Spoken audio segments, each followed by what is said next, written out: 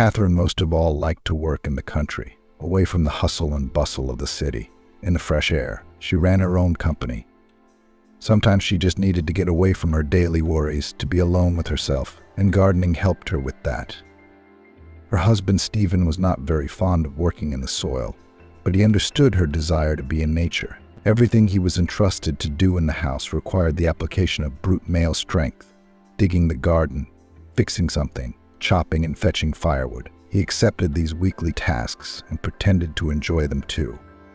"Look at the roses," Catherine said, and held a flower right up to his nose. "This year the roses have bloomed especially lushly." "I see. Don't you like it?" "I don't know. I think the flowers would have grown without us. Nature is very clever, smarter than man." "Yeah, sure. Do you know how much effort it takes to grow a rose like this? I tended it every week." "You just like tending to them, don't you?" "Oh wow, are you saying that my labor in the garden has no effect at all?" Catherine straightened up and put her arms at her sides. "You see how hard I work." "You are good," praised Catherine's husband. Satisfied hummed. She bent down again and began to walk around the bushes. Stephen looked at her thoughtfully through the coconut grasses. In their family, it was Catherine who made all the money. He worked his heart's calling as a foreman in a factory. His wife was always nagging him about it and offering to take part in their joint family business. Stephen every time said that it was not his, that he was not interested in communicating with suppliers, building relationships with customers, and most of all, he did not like to do the accounting. Catherine every time began to argue with him and talk about the advantages, proving that their own business, it is very profitable. Then Stephen would usually retire to another room. He didn't even want to be part of the conversation. "It's getting colder," Catherine said. "They promised a thunderstorm tonight. Did you chop wood?" "Well, there they are." "Why are they here? They should be in the house," said Catherine. "While I'm finishing up here, go and make the fire." "What do you say?" Stephen took a pile of firewood and tried to get up, but immediately bent from the intense pain. He was familiar with the sensation because of his past kidney problems. "What's the matter with you?" his wife asked unhappily. "It'll go away." "Don't tell me it's starting again."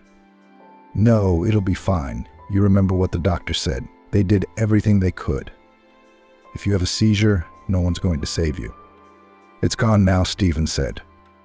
He tried to carry the firewood again, but he only had the strength to walk into the hallway and drop it on the floor. The man immediately fell down beside them. "What have you got there?" Catherine shouted from the vegetable garden when she heard the rumble. There was no answer. Then the woman carefully straightened her back and, holding one hand on her lower back, slowly walked toward the house. In the hallway, she immediately saw her husband lying there. "What's the matter with you?" "Kidney seizure again," he nodded, unable to utter a word from the pain. "You always give me trouble. I guess you've been drinking beer again. You're suffering now." "An ambulance," Stephen wheezed. "I'll call one. I'm not going to drag you home myself." Catherine picked up her cell phone and called an ambulance. When she finished talking and returned to the hallway, her husband was already unconscious from severe pain. She crossed her arms over her chest and looked at him unhappily. "When will this all be over?" she asked unbeknownst to her.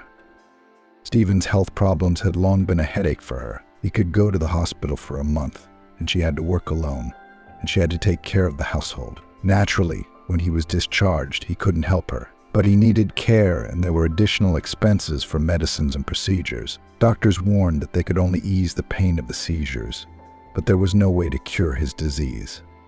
The seizures could worsen and occur more frequently. Then Stephen will have to live almost all the time in the hospital under the supervision of doctors. This arrangement his wife Catherine categorically did not suit. She did not want to spend the rest of her youth to deal with a sick man.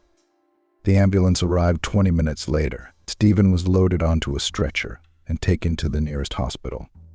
The man opened his eyes and, to his surprise, found that he was lying at home in his bed. "Ecthrin," called Catherine, said grudgingly. "What was wrong with me?" Stephen asked. "The usual, a seizure. Why did they bring me home and not to the hospital?" "Would you have slept longer?" "You were in the hospital for 2 days. The doctor said you were stable and let you go home. Now I'm gonna have to take care of you." "Thank you." Stephen leaned back on the pillows, closed his eyes from weakness. "I'm hungry." "The nurse is coming. She'll cook for you." What about you?" "I've got work, business meetings. I can't chill here with you." The woman was putting on makeup in front of the mirror. "Don't leave me. You'll have a nurse with you. She's experienced, Catherine. Please stay with me. If you only knew how fed up I am with hospitals and medication, and how fed up I am with them, you have no idea," Catherine exclaimed unhappily. "Well, if you need to go on business, then I will not detain you." "What did the doctor say?" "They said it's gotten worse. They gave you a bunch of tests to take. There's a list on the table, and there's a list of recommendations and prescriptions." "Can I see it?" "You can't get up and get it yourself." "I guess I can." Stephen pulled back the edges of the blanket and put his feet on the floor. His eyes immediately went dark. "You're not capable of doing anything on your own." The woman handed him a sheet of paper from the table. "It says terminal." The doctor explained what that meant. Stephen got worried when he read the doctor's report. "It means they won't treat me." "What do you mean they won't treat you? They're just making me suffer in pain and die. There are painkillers on the table." "Isn't there a chance?" Stephen asked anxiously. "Can you see for yourself?" The doorbell rang. Catherine ran to open the door. On the threshold stood a young girl with a white suitcase. "Good afternoon. I'm the nurse. My name is Olivia," she introduced herself. "You're just in time. I'm Catherine. Your ward, Stephen, is on the bed. Nice to meet you." The girl undressed, washed her hands in the bathroom, and went into the bedroom. She took a tonometer out of her suitcase and sat down on the edge of the bed to take Stephen's blood pressure. "I can see you'll be fine without me," Catherine said. "Don't worry," Olivia assured her, and then turned to the man. "Your blood pressure is very low. How are you feeling?" "I feel very weak," Stephen complained. "I'll make you some lunch, and you'll feel better." Olivia put the tonometer away. "I'm off. I'll be back late tonight," Catherine said. "Olivia, here's some of the money, and you'll get the rest when you turn in your shift. It's more than we agreed on. Think of it as a bonus." Catherine threw on a light jacket, took a bright orange bag, and shoes to match. If Stephen had been able to draw any conclusions, he would have realized that his wife was not going to work like that. But now he lay with his eyes closed and tried not to faint. Catherine bought 2 takeaway coffees at the cafe. On the street, she gave one of the glasses to a tall man in his 30s. "Thank you, dear. I've been dreaming about it all day," said the man, opened the lid and gently blew on the hot drink. "You're welcome. Want to go for a walk? Or do you have to go home already?" "No, I don't. Let's go for a walk in the park." The man's name was Roger. He gallantly offered Catherine his arm, and the couple walked along the path, along which stretched neatly trimmed bushes. "You're not like that today," Roger noticed. "Oh, it's nothing. Something's happened, and you don't want to tell me." "I'm fine. But my husband is." "What's wrong with him? Has he taken to drinking after all?" Roger asked with a scornful grin. "No, he's not in good health. It got worse at the hospital again," Catherine said sadly. "The hospital refused to treat and nurse him. I have to do it outside the house." "Yes," Roger took out a cigarette and smoked. "All of them. With who?" "I hired a nurse. You shouldn't waste your time with him. I don't even know why you're bothering with him." "Oh, Roger," Catherine sank down on the bench under the big lilac bush. "I think about it all the time, too. You can't divorce him. He won't agree." "What a man." "That's a real man," Roger said ironically. "He's already got 1 foot in the grave. Doesn't he realize that you're still a young woman? And now he's a burden." "I don't think he thinks about it," Catherine sighed. "Does he know about me?" Roger asked curiously. "You're always going out of the house without explanation." "He thinks I go to work." "Roger, doesn't he appreciate you at all? You can't you see that? Let's get married and live as a normal family." Roger took his beloved's hand and pressed it against his chest. "You think I don't want that? This is the right moment." "No, He won't give me a divorce voluntarily. We'll have to drag it through the court, and there he will cling. I've got half of the joint assets, which is my business, my house. You started the business on your own, but you were already married at the time. So divorce is not the answer. How many years are we going to keep our relationship a secret? I want us to live together, said Catherine sadly. I understand, Roger nodded. You yourself would be happy to take him anywhere, only to never see him again. But how to do it and where to take him? That's a great idea, Catherine exclaimed. I remember how you said that your grandmother from the village and left you a house there. That's right. I forgot about this house. In Roger's eyes suddenly sparkled light. Then things are going to work out very well. If anyone has any questions, you can always say that your husband Howard decided to go to his hometown to die, and it wasn't our fault, Roger suggested. Do you think the neighbors will believe I'm taking him to that house? And tell all the neighbors and acquaintances that he himself expressed a desire to live in the village for a while. You know, there are some people who think that fresh air and natural products can cure anything. My husband is certainly not like that, Catherine objected. No one would believe that. How would they know? You have no idea how people change when death approaches. My grandfather was always a rude, angry man. He didn't even have any friends because he was unbearable to talk to. And what do you think? As soon as he was diagnosed with a severe illness at 72, it was like he was replaced. He became sociable, went to church for the first time in his life, did charity work. You're right, Catherine nodded. My husband also changed during his illness, but not for the better. He was a wreck before, and now he moans from every ailment, she recalled with indignation. He's made life unbearable. So now we have a plan, Roger said firmly. I guess so. Catherine looked into his eyes and saw such determination and love that all her doubts instantly dissipated. A short time later, Catherine was driving the car down a country road. Where are we going for the third time in their short trip? Howard asked. To get some fresh air, Catherine answered, keeping her eyes on the road. Will you like it? Can you at least tell me where it is? It's in the country. That's news to me. I can't go to the village now, Howard said worriedly. Why not? Didn't you hear what the doctor said? I'm too weak. You'll probably make me work there. Don't be silly. We're just going there to get some fresh air and walk in the woods. You'll feel better.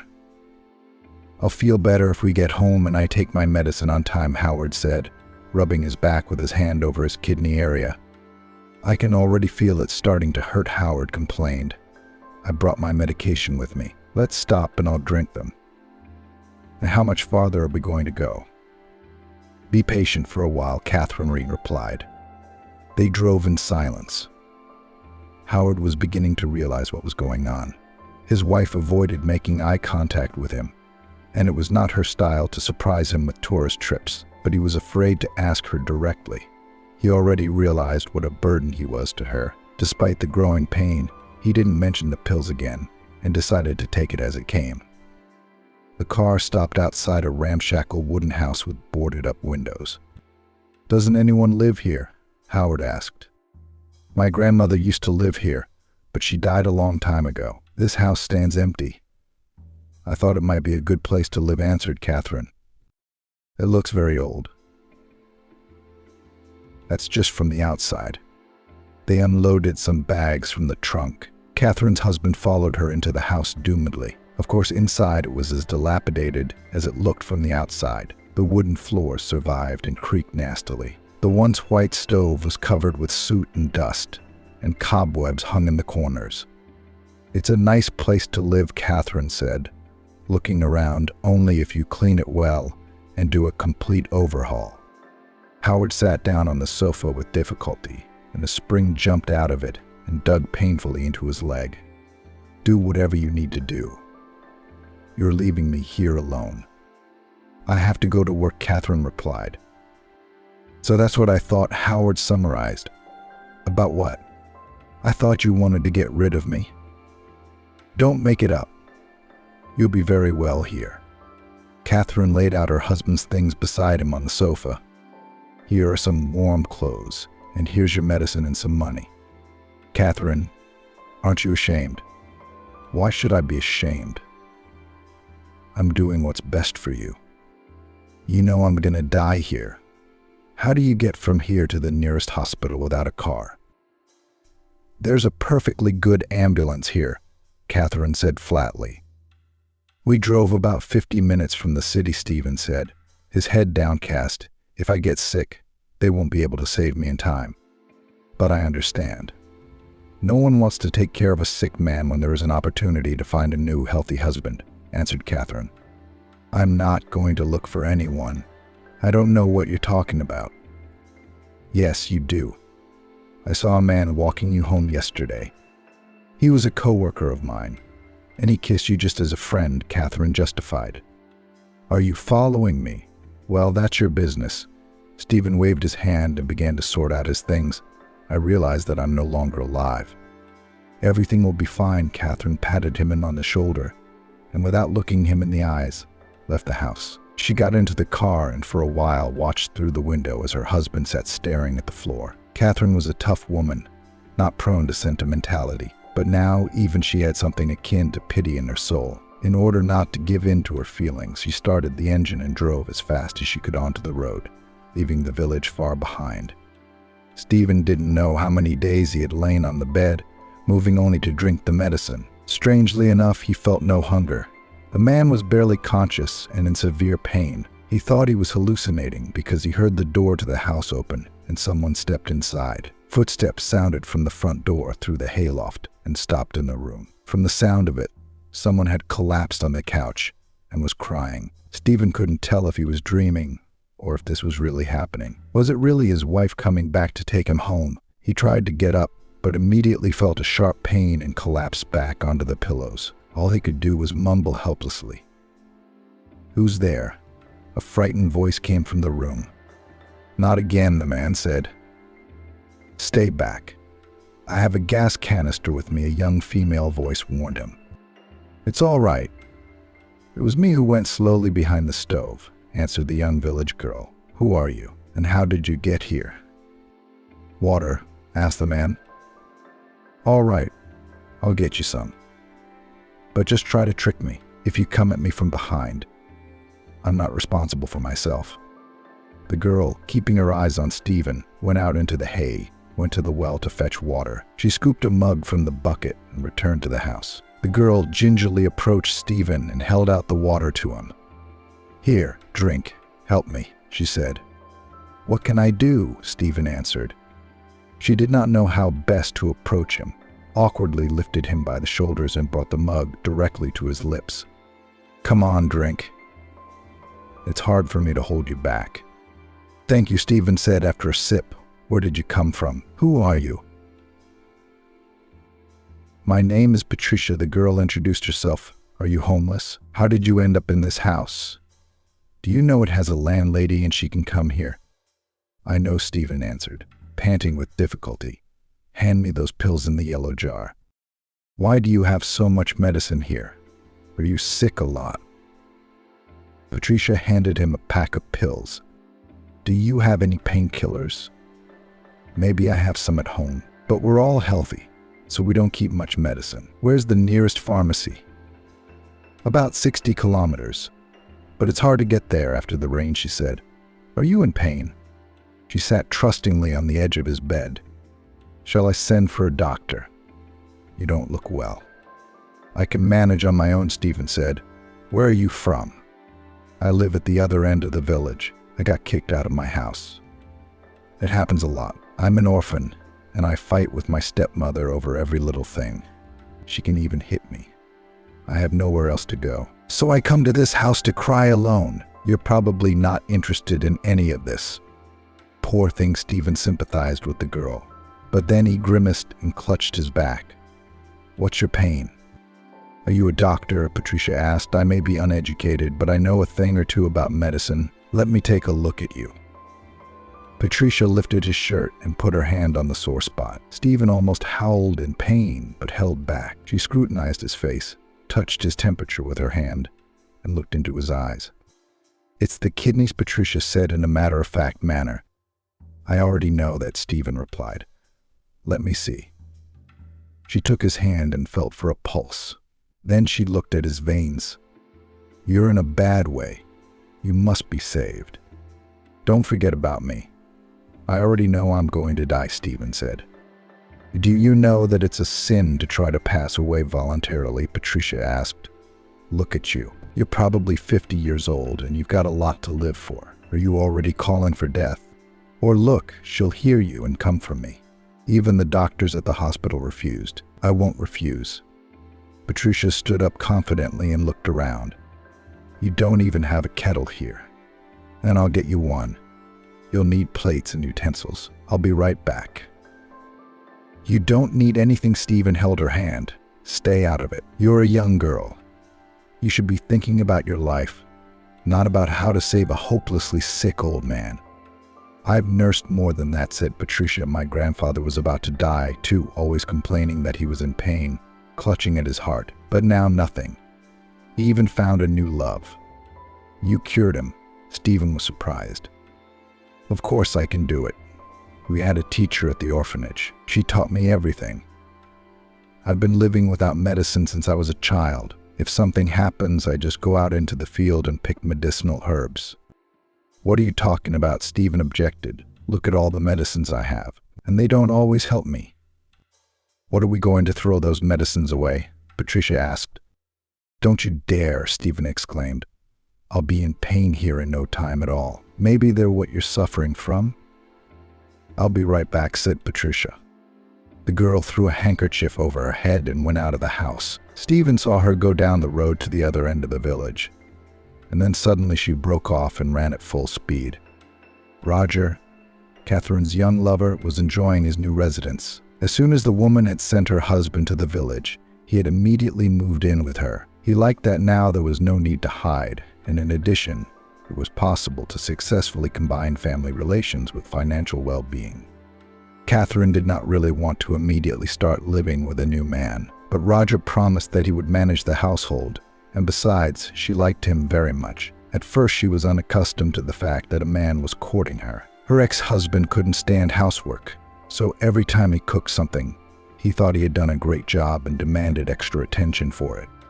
Roger, on the other hand, realized that he would never earn as much as his beloved, therefore calmly stepped aside and considered it his duty to simply help Catherine in everything that he can. "Wow, how clean we have," said Catherine, changing into house slippers. "I know how to mop floors," Roger joked. "I ordered food for dinner tonight." Catherine dropped her bag in the hallway, and Roger immediately picked it up and hung it neatly on the coat rack. "You're in a bad mood today. Did you have a bad day?" he asked. "I'm going to lie down for a while, if you don't mind," Catherine said dryly. Of course, Roger nodded. He covered his beloved with a blanket and kissed her cheek. "If something happened and you want to talk about it, you don't have to keep it to yourself. I'll listen to you." "I don't know if I want to talk about it," Roger. Catherine sighed. "I will. It will make you feel better," Catherine said. "I don't have good news." "Do you have something wrong with your health?" Roger looked questioningly at the woman. "Can we handle it together?" "No. There's nothing wrong with my health. The only thing is that these worries are making my heart ache." Roger took a glass of water, poured in some Corvallis. "Drink it, and you'll feel better," he said. Catherine drank the whole glass in one gulp. "Thank you. We'll probably have to move from here to a smaller apartment." "Why?" Roger wondered. "You see, I've had a little trouble with my business. The suppliers brought us the wrong product. The customers brought it back. We can't contractually return it to the suppliers. As luck would have it, we made a big bet on this deal, and now we've lost both money and the trust of a very important customer. I don't understand." "Are you saying that your business is gone?" Roger frowned, trying to understand the situation. But he didn't understand business. There is still hope that things will recover. But this case has set us back about 10 years. Our revenues will be much lower now. That's why I'm saying I can't pay for such a big place anymore. But the business still exists. Roger didn't understand. "How can I explain it to you? We had a big international company, and now, because of this incident, we can only operate in America, which greatly reduces our revenue. I still don't understand it. Where are we going to move to? Someplace away from downtown? Yes, away from downtown. And we'll have to sell the car. So we'll be living far away and taking public transportation. I'm not happy about that either, Catherine sighed. Roger pretended to make tea for his beloved, but he himself tensely tried to understand what he should do next. Catherine loved going to spas. In her current situation, she didn't have the money for it, but she decided to pamper herself anyway and went to a bathhouse. Of course, an ordinary steam room was not comparable to the elite spa procedures to which Catherine was accustomed, massages with hot stones, honey wraps, and swimming in a huge pool. But she felt a little better. When Catherine returned home, all her thoughts were on how to rebuild the business. Suddenly, she noticed 2 large bags standing in the living room. "Roger, are you home?" she called out, getting no response. Catherine walked through the rooms and found her lover smoking nervously on the balcony. "Ah, there you are. You're back already," Roger exclaimed. "Today I literally for half an hour looked at the bath. I have to give up my old habits.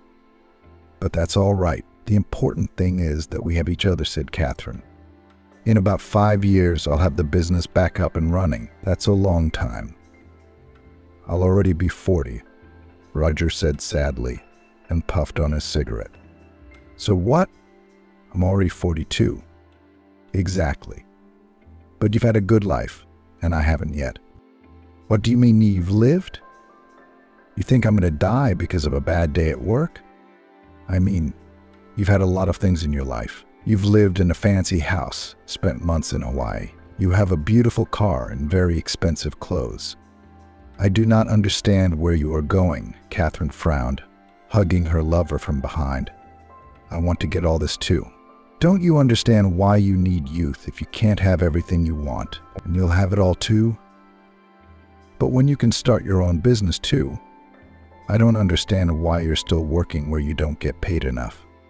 "Business is not my thing," Roger replied, throwing the cigarette butt out the window and breathing in the fresh air. "Then what do you want?" "I want someone I can rely on.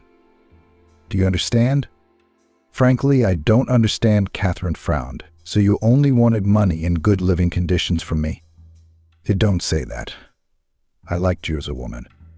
"These are the details that come out," said Catherine. "I wonder why there are these bags in the room."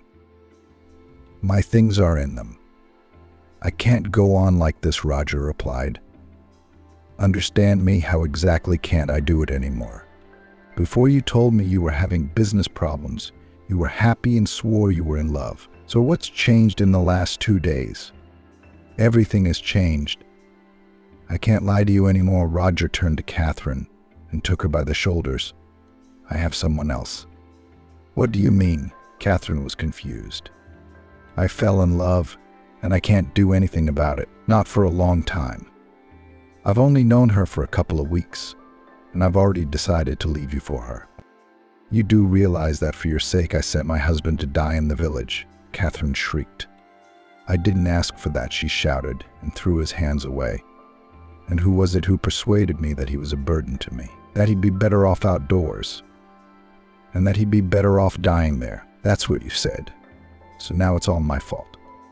"Let's part amicably," Roger suggested, trying to hug Catherine, but she pushed him away rather hard. "This is interesting.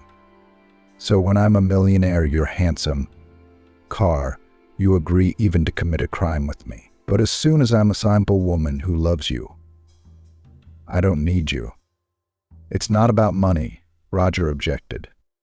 "What are you saying?" Catherine opened the closet and dumped her lover's things into the bags. "Go to your new fling. She must be rich. And I don't want to see you anymore. She has a beautiful house. Oh my God, I can't believe I didn't see you as a pimp. Because I'm not. I used to have real feelings for you. It's just that things are different now," Roger protested. "So come live with me. I've already rented a studio apartment. It's very nice, but it's in a residential neighborhood," said Catherine. "Such a life is not for me," Roger replied, neatly putting his things into bags. Catherine looked at Roger, and tears ran down her cheeks. For the first time in her life, she felt so vulnerable, just now when she needed the support of a loving man the most. I won't keep you any longer, Roger said, zipping up his bags. I'll go out into the hallway. You'll be fine. Please don't leave me alone, Catherine exclaimed, upset. The disheveled hair and crying face gave the woman a pathetic look. It's just the way it is. I'll make money again. Just don't walk away from me. I'm 42 now. Nobody wants me anymore. Roger, you have to understand me. It's the first time I've ever really fallen in love with a man, she begged. I loved you too. Come live with me at least until I get used to my new apartment, Roger asked. I'm sorry, but I can't and don't want to spend my life on charity, he replied. So life with me is just charity to you now? Well, get the hell out of here, Catherine angrily blurted out. Don't cry. It makes you old, Roger threw, closing the door behind him. Catherine was left all alone. She looked in the mirror and noticed how bad she looked. The woman hadn't gotten much sleep the last few weeks and was constantly worrying about the deal. She had to work nights. It was exhausting her, and she didn't have the energy or time to look after herself at all. Looking at her reflection, she thought that her personal life would never get better. Her last romance had ended, and in such a ridiculous way. She poured herself some valerian, took a cigarette and went out to smoke on the balcony.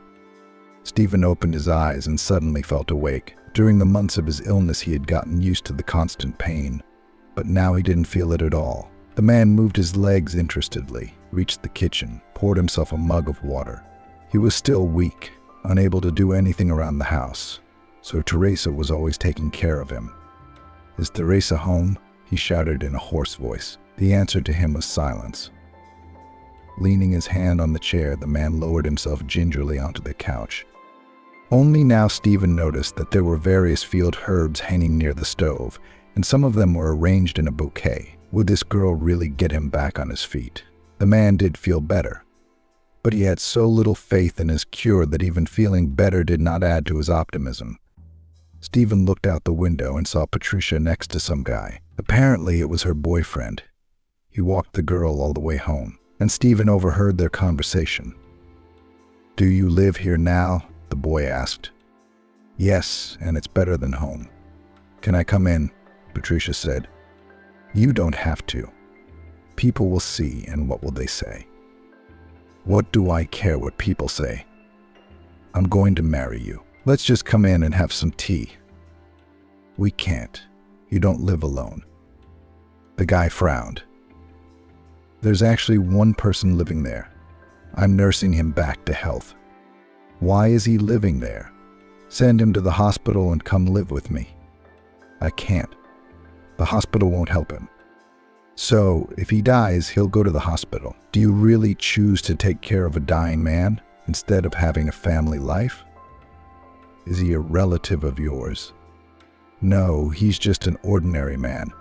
And I felt sorry for him, Patricia replied. She wanted to go inside, but the guy continued. It's not normal. I know that you are very sensitive, always pitying everyone, helping everyone. But the fact that you're living with some strange man, I really don't like it. Come on, he's practically an invalid. What do I care? I want you to be my wife and take care of me and our family.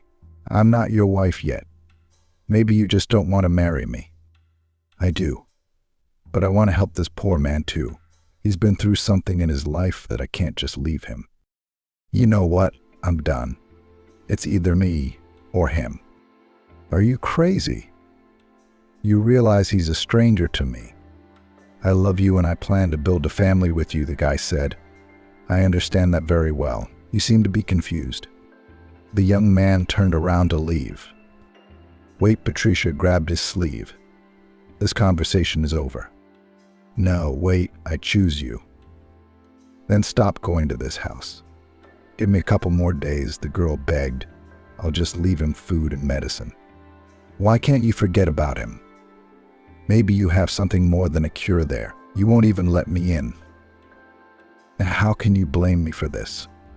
I think it's obvious. You found yourself some city boy and you're living there with him. I'm not living with him, Patricia shouted in frustration. Suit yourself.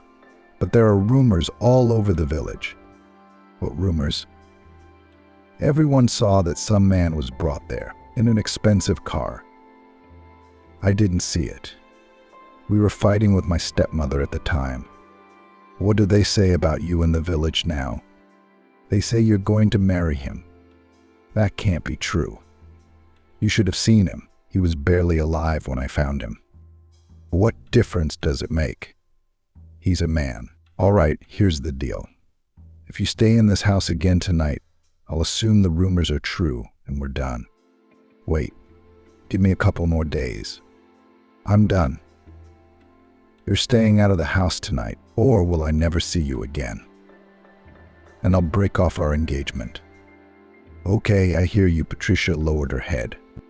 Stephen hurriedly lay down on his bed so that the girl would not guess that he had overheard their conversation. She walked into the house and approached the man's bed. The man pretended that he had just woken up. Stephen, it's me, Patricia said. Go back to sleep. What time is it? It's evening. I only came to make dinner, and then I'll come less often, just to bring you herbs. What do you mean, less often? Stephen was surprised. I thought you wouldn't come at all.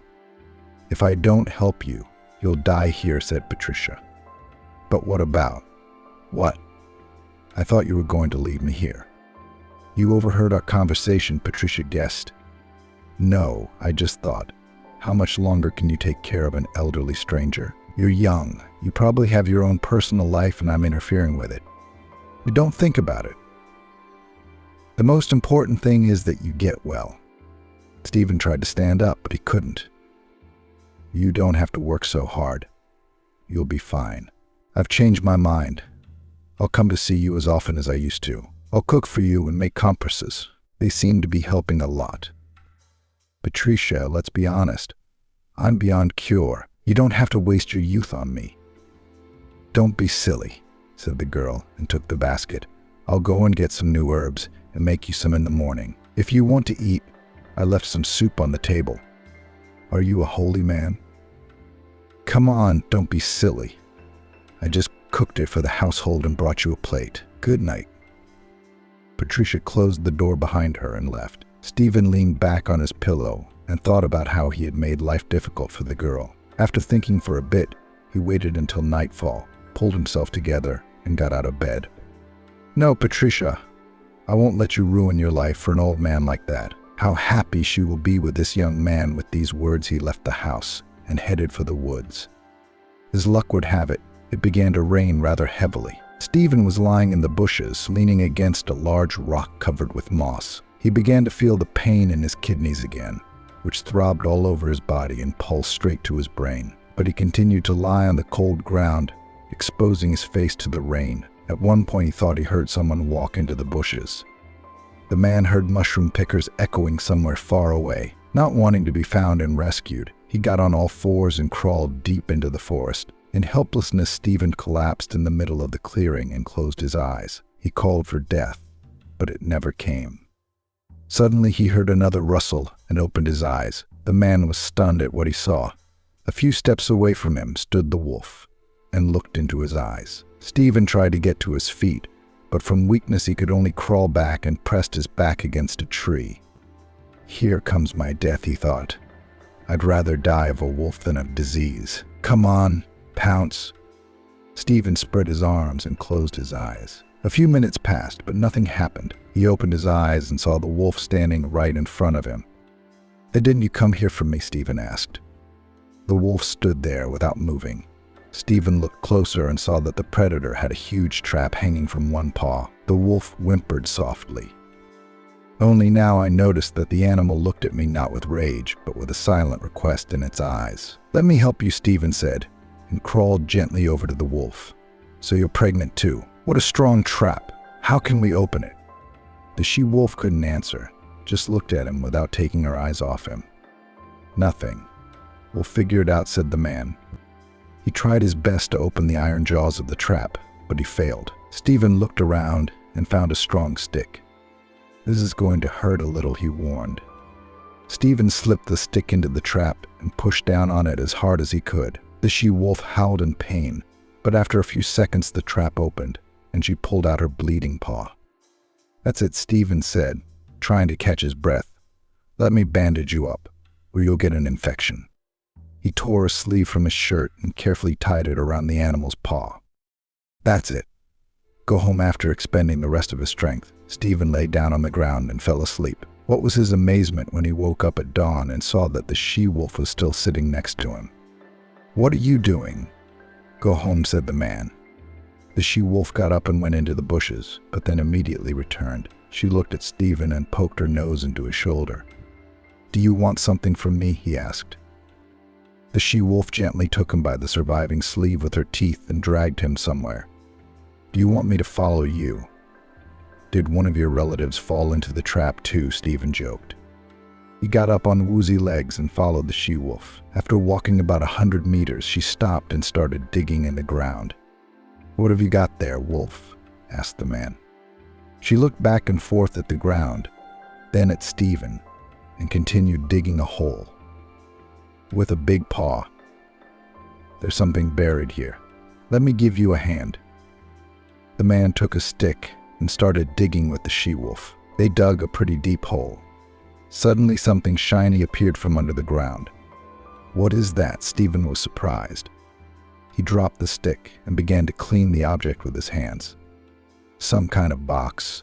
Stephen turned it around and soon was able to get the find. With a little effort, the man pulled off the hinges. The lid fell off and the crate opened. Seeing the contents, Stephen even shrieked. "So, it's gold." He looked at the she-wolf, who sat beside him and wagged her tail. "Did you find the treasure?" "Thank you. That's what you thanked me for saving you." The she-wolf looked him in the eyes, licked his palm, and disappeared into the forest. Stephen didn't realize how he got home. He dragged the heavy trunk into the hay. "Where have you been?" "I was frightened," Patricia exclaimed. "I've been waiting here for you for 2 days. I was worried sick."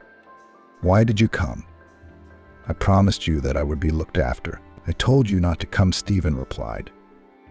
He was exhausted, but he found the strength to walk to the kitchen and drink a mug of water. "Now I'm glad you're here," said Stephen. "Look, I opened the trunk." Patricia jumped up and down in amazement. "Where did you get this?" she asked. "I found the treasure," said Stephen. "Look, all the gold belongs to us now. We're rich now." "What do you mean?" "A treasure." Patricia was afraid to go near such treasures, but curiosity got the better of her. "Careful," Stephen warned her. "Yes, it was buried in the woods, just like that." "How did you find it?" "It's a long story, and it would be very hard to believe anyway. I'll tell you this, God must have taken pity on us."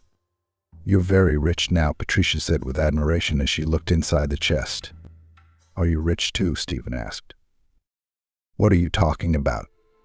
You're the one who found the treasure. I'm really happy for you. I think justice has been done." "Don't be silly," said Stephen. He took the basket with which Patricia had gone to fetch the herbs and dropped a few handfuls of gold coins into it. "This is to thank you for all you've done for me." "I can't," Patricia exclaimed. "You can only imagine how surprised your stepmother will be when you bring it all home." "I don't think she'll be happy for me," Patricia laughed. She hesitantly picked up the basket and tried to lift it. But how heavy it was. "Is all this really happening to us?" "I couldn't believe it myself at first," answered Stephen. "What are we going to do about all this? Perhaps you and I should go to town and exchange it for money. How much will it be?" The man stood up, took the chest with both hands and tried to estimate its weight. "I think it's about 10 kilograms. I'm the one who gave you a little more." "How much is 1 kilogram?" Patricia asked. "I don't know, but I think it's expensive. When my wife was a rich woman, she used to buy gold bars from the bank. If I remember correctly, she paid $5 million for 1 bar. And these are coins, jewelry. They must be worth more than that." "God," Patricia sat back in her chair and covered her face with her hands. "I've never held that kind of money in my hands." Stephen asked, "Can someone take us into town?" "Yes, my neighbor is a good friend. He has a car," Patricia replied. "I'll ask him and he'll drive us." "Ask him right now," said Stephen. "I can't wait either." Patricia threw herself around Stephen's neck and then bounced, blushed, covered her mouth with her hand and ran out of the house. A neighbor agreed to drive them back in half an hour. In town, Stephen and Patricia walked into the nearest pawn shop. "Good afternoon." "Do you change gold?" Stephen asked. "Sure," replied the full-figured woman behind the counter. "But I'm about to start lunch." "Help us, please," said Patricia, and with great difficulty put the basket of gold on the counter. "How much will it cost?" "Will you be able to give us the money right away?" "What the hell is this?" The pawn shop owner even reached for her thick glasses. "This is real gold. We've already checked," said Stephen. "How did you get so much?" "We found the treasure," Patricia replied. "Oh, lucky," the woman said enviously as she checked the contents. It was indeed gold, and of very good quality. She lifted the basket with difficulty and put it on the scale. "And here's some more." Patricia set down the rest of the gold from the chest. "Do you really want to sell all this?" the owner asked. "Yes, we want to take the money," Stephen nodded. The woman left and returned with a black bag. "But it depends," she said. "Yes, but you'll have to wait." "We're in no hurry," Stephen said, sitting down in an antique chair. The owner counted the money and announced the amount. "It's done. It's almost 150 million. "How much?" Patricia asked with delight and horror. "Are you sure it's that much?" "At market value," the woman replied. "We're fine with it." "Thank you for your work," Stephen said as he counted out several $5,000 bills and took the money. "So it's no big deal. You had to sacrifice your lunch for us. God bless you." The woman crossed them. They walked out of the pawn shop and got back into the car. Stephen generously handed the driver some bills. "This is for your services. Thanks for the ride," he said. "Yes, I helped out as a neighbor, but I wouldn't say no to money," the driver replied, happily tucking the bills under his cap. "Where to now?" Patricia asked. "First to the bank.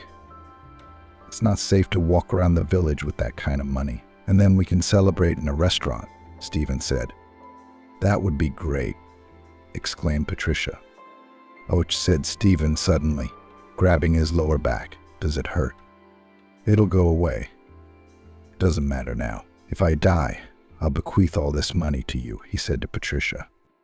"You won't die. You were on the mend before you decided to run away," she said, and stroked his shoulder. "It's okay. Maybe I'll live a little longer." "Now you have something to live for," Stephen said, looking at Patricia. "You don't have anyone else, do you?" "No," she answered sadly. "I wish I had a daughter like you."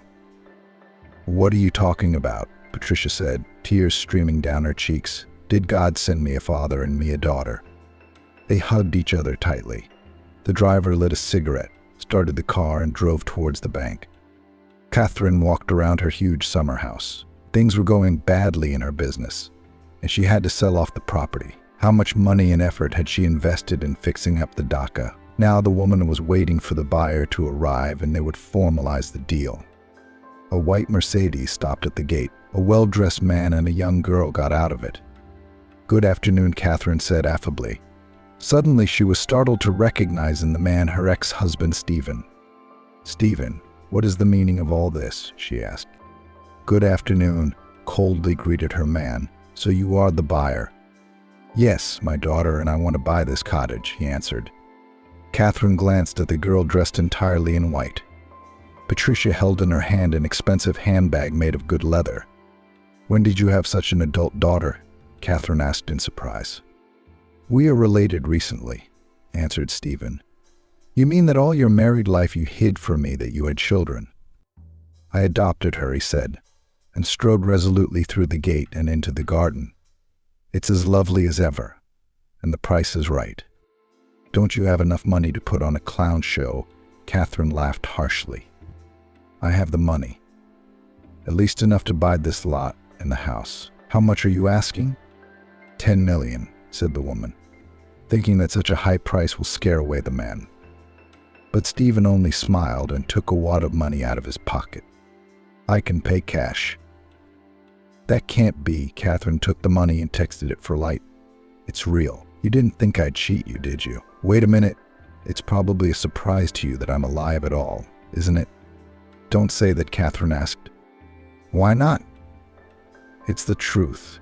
You were hoping I'd die. You wouldn't get your hands dirty. But that's not what happened. Why did you suddenly decide to sell your favorite summer house? I want to buy a bigger one, Catherine lied. And anyway, it's none of your business. If you want to buy, buy. You're lying again, Stephen said. I remember how much you loved this cottage and would never trade it for anything else. So you have a big money problem. And judging by the fact that there's no car parked outside the house, you came here by train. And don't tell me that's what you wanted. You hate trains? Catherine lost her eyes. You're right. Things got really bad and I had to sell the whole business for a penny. Now I've got a job at the store and I'm starting over. Well, I can't say I sympathize with you, Stephen said. I didn't expect you to sympathize, Catherine replied. But if you want to know the truth, I'm really sorry for what I did to you. I have borne my punishment. The woman sadly finished and gave the keys to her ex-husband, Stephen. Do they tear your beloved cottage from your heart? Stephen asked with some sympathy. Don't worry, we'll keep it looking its best. Your roses will bloom even better than they do now. Thank you, Catherine said and walked out the wicket.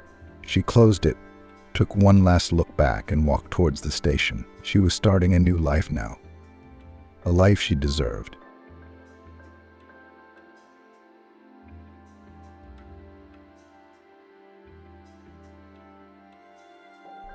Arriving at his ex-wife's house a year after the divorce, her husband froze upon learning of her fate. Amanda ran to the kitchen sink and splashed the coffee she had just drunk from a cup. Catherine is messing with me again, the woman thought with anger and despair. Stop hitting her with a belt, Amanda said out loud. She had woken up this morning in a good mood for once. It was Saturday, the whole weekend was ahead of her. She lay in bed, staring at the ceiling, wondering lazily where the sun bunny had come from. She didn't immediately realize that it was a mirror lying on her bedside table, on which the rays were falling. How quiet is the house? Amanda wondered. It was 10 o'clock. John and Catherine should have been up by now.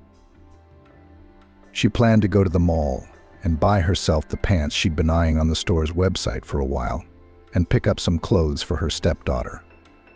Afterward, she and her husband could spend the day together.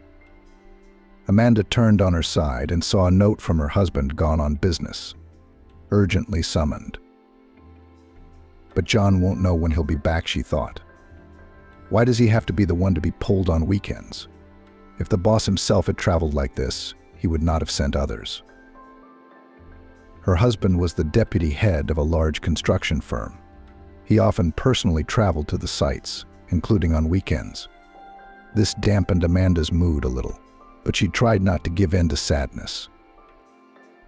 The woman threw a robe over her nightgown and went down to the first floor. In the kitchen, she boiled water in an electric kettle, poured ground coffee into a cup, and poured boiling water over it.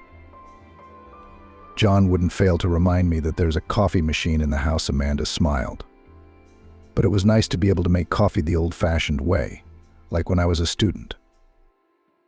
She covered the cup with a saucer and went to the bathroom to wash up. Amanda decided to take a shower and stood under the cool jets for about 10 minutes. Then she returned to the kitchen, looked out the window and smiled at the sunny summer day that promised only good things. But it was a sip of coffee that ruined everything. Apparently, while I was in the bathroom, Catherine came into the kitchen and put something in the drink. Amanda pondered. What kind of nasty stuff did she find? Was it black pepper or Brooklyn? She had no desire to taste the liquid a second time. She emptied the cup into the sink and sighed. Her mood was hopelessly ruined. For the 6 years that Amanda had lived with John, she had tried to find common ground with Catherine, his daughter from her first marriage, but she had failed. And it all started with their very first meeting, when a man brought his then not yet wife, but the woman he loved to introduce his 9-year-old daughter. I had one mom, and I do not need a new one, said the girl, turned around and went into the room. Will she get used to it? John then divorced his hands. It's been 3 years since Mary died. She misses her. You know, Amanda said. A child is attached to her mother, and I'm not her aunt yet. That's all right, her husband replied. But it didn't happen.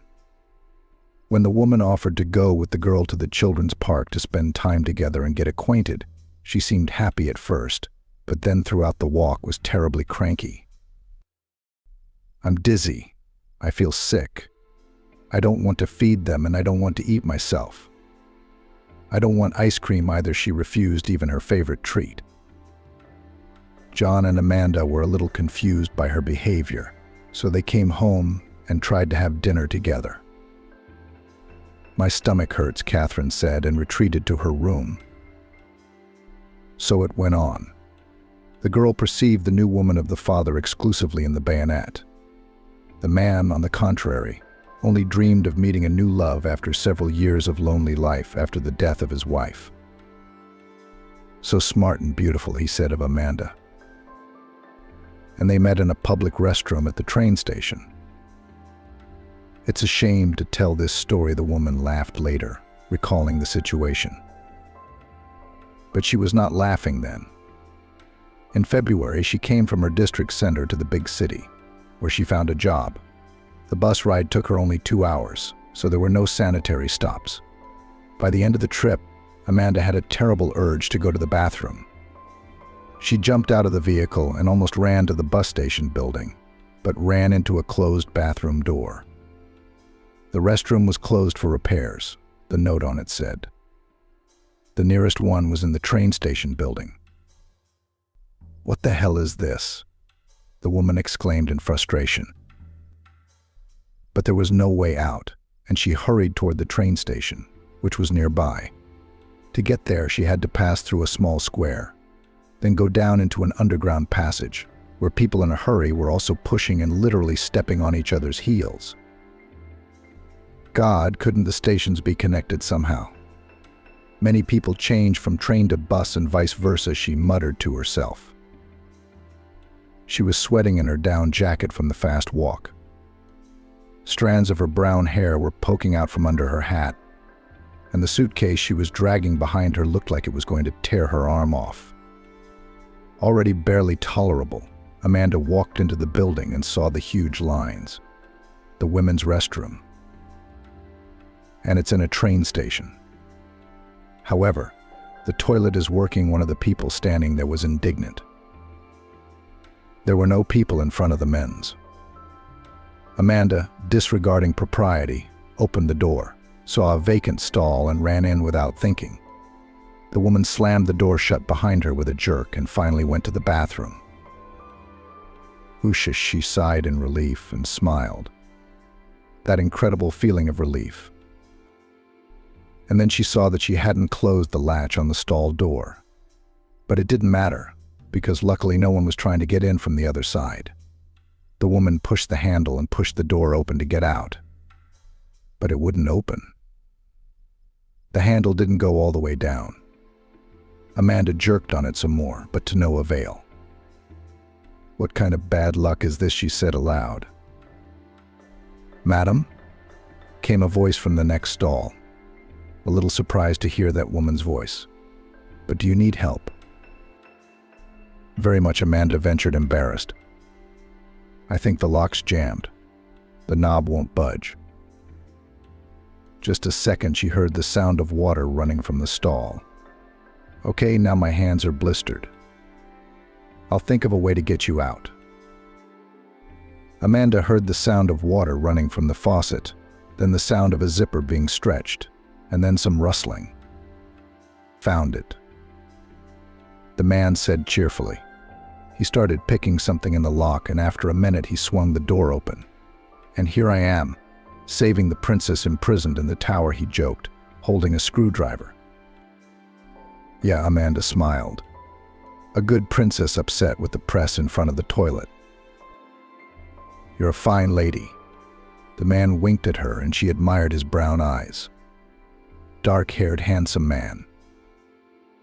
Thank you, seriously, the woman said as she left the stall. And I'm sorry to barge into the men's room, but I'll tell you the whole epic with the search for the restroom. Can we go out of here? The man suggested, and continue our acquaintance over a cup of tea. My treat. I agree, Amanda said. Where can I get something to eat here? I don't know the city. Let's go to a pancake house right here at the station, the man suggested. My name is John, by the way. Amanda, the woman, replied. I agree. The pancake house is good. Let's go before the next leg of the road. They went to the far end of the building, where a sign with the image of appetizing pancakes hung. Once inside, they placed their order. Amanda chose cheese pancakes and John chose chicken pancakes, plus 2 cups of black tea. We sat down at a table while we waited. Where are you from? The man started the conversation. On business or visiting? Is this your first time here? No, not for the first time. I've already come once for an interview. I'm from the district center. We don't have much work there. I found a vacancy here. I got hired, and I'm moving. Brevity is the sister of talent, John smiled. In a few sentences, they informed me of the events of the past few weeks. And what do you do? The woman asked. Where did you get a screwdriver all of a sudden? I work in a construction company. Constantly on the road, inspects objects.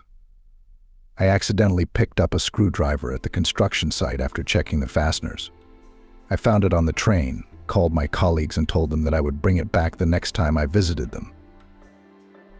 It was a lucky coincidence for me, Amanda said. I don't know how long I would have had to sit there if it hadn't been for you. Oh, our order is ready. John got up and went and got it. Voila. He put the tray on the table. I'll pay for it. I insist, the woman said. You have a lot of money you need for rent. You'll need it now. Keep it, and I won't have to rent a hostel. That's why I got this job. It pays well and I have a place to live. After all, a hostel is cheaper than an apartment. I see, the man replied. But still, I'm not used to paying for women. So I insist on treating you. All right, Amanda accepted. Where do you live? I'm in the suburbs. I own my own house. Built it a few years ago for my family. The woman blushed a little because she was starting to like this man. Are you married? Not anymore? No, he answered with restraint. My wife died, a transient cancer. My daughter is left behind. It's just the 2 of us. I'm sorry. My condolences, Amanda said sympathetically. How old is your daughter? She'll be 9 soon. She's my pride and joy. She's a good student. She plays sports. What kind of sports? I just got a job. State Athletics Training Center. She does skiing, plans to participate in races, but so far she's only enrolled in a sports school. Enrollment starts at age 9, but the coach was cooperative. Her daughter is a little younger, but they say she has abilities. Are you an athlete? What kind of sport do you do? I'm not. I take care of the athlete's health. I'm a nurse. Oh, how interesting. It's a bit of a catch-22, if you'll pardon the expression. I've been getting some injections lately. Don't think I'm sick. I just banged my elbow on a door jamb. Now it's a nerve problem. I can't feel my fingers. There's this nasty feeling that the whole nerve from elbow to hand is like a taut rope. Yeah, it's a minor injury, but it's a nasty one, Amanda agreed. Well, I do not want to go to the clinic for injections only to lose time in lines. So I was thinking of hiring a visiting nurse when I get back from my business trip. Maybe you'd be willing to help me out. Oh, I'd love a part-time job. But how would you get to the suburbs? There's a shuttle bus. If it's convenient for you, I'd rather invite you to our company's office. It's downtown. I'm just working all the time. My daughter is looked after by a governess and my mother-in-law. And me, staying late and at night, it would hardly be convenient for you to come to our house." "It's a deal," Amanda said. "I'll just check my schedule at the new place and contact you to discuss a convenient time. And for that we need to exchange phone numbers," the man smiled. "Write mine down." That's how they began to communicate. And for 10 days, which lasted a course of prescribed injections, they became close. This was undoubtedly due to the daily contemplation of my naked heel, John joked. "Yes, I appreciated your confidence," Amanda agreed. They began seeing each other on John's rare days off. His daughter Catherine was very unhappy with Amanda's appearance. "Daddy, let's go out. I miss you so much." "Why are you leaving home for that woman?" the girl asked unhappily. "Don't you love me anymore?" "Of course I do. I just want to take a little break from work and family matters and spend time with someone I like," the man said as affectionately as possible. "You'll like her, you'll see." However, the girl took her father's new friend in stride.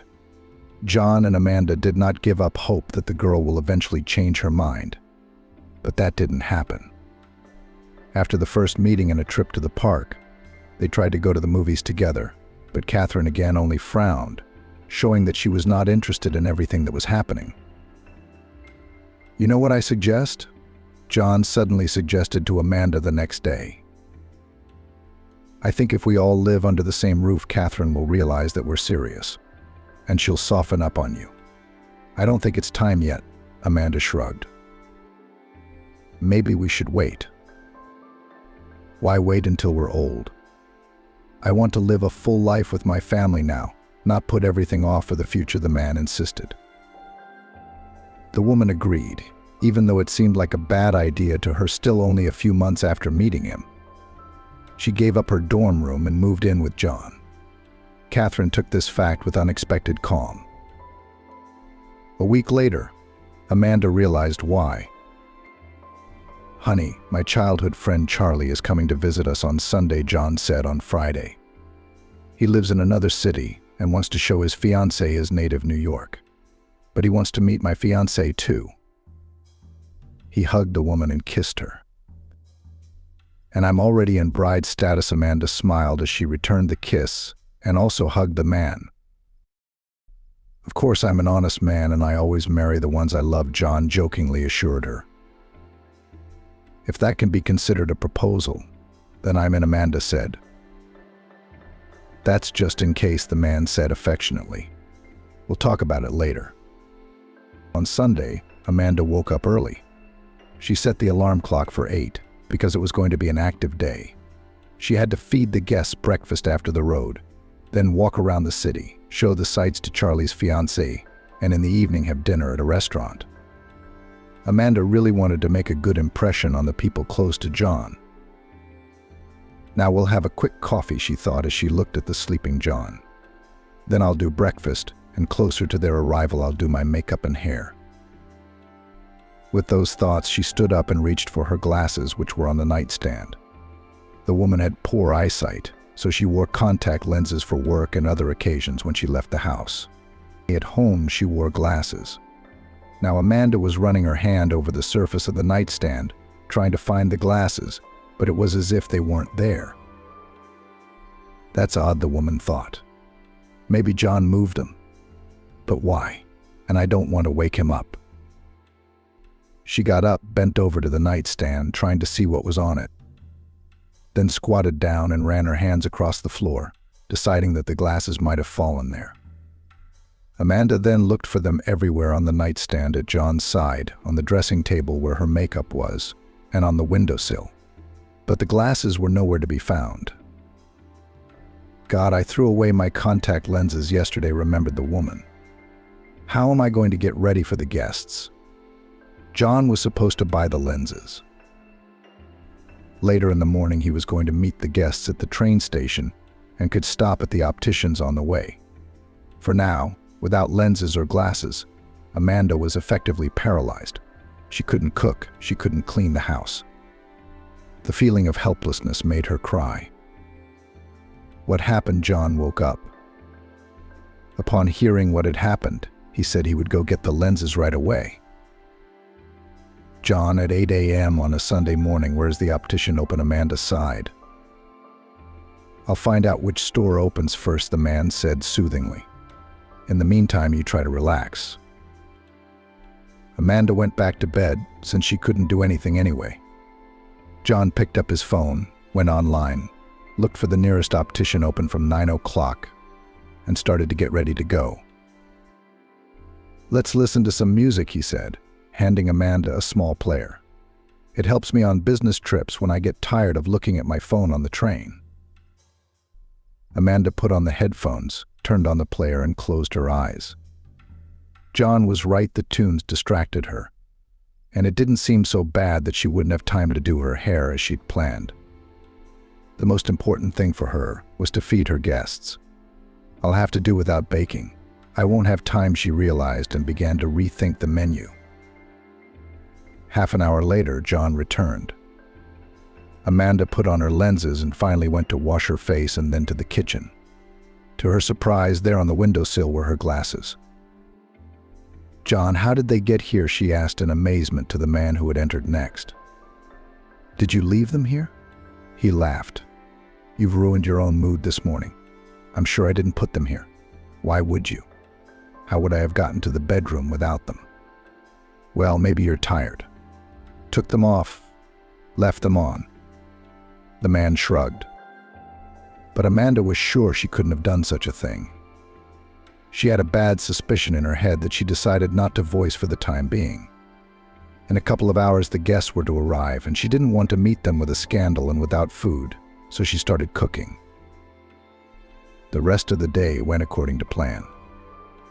John's friend and his fiancée arrived.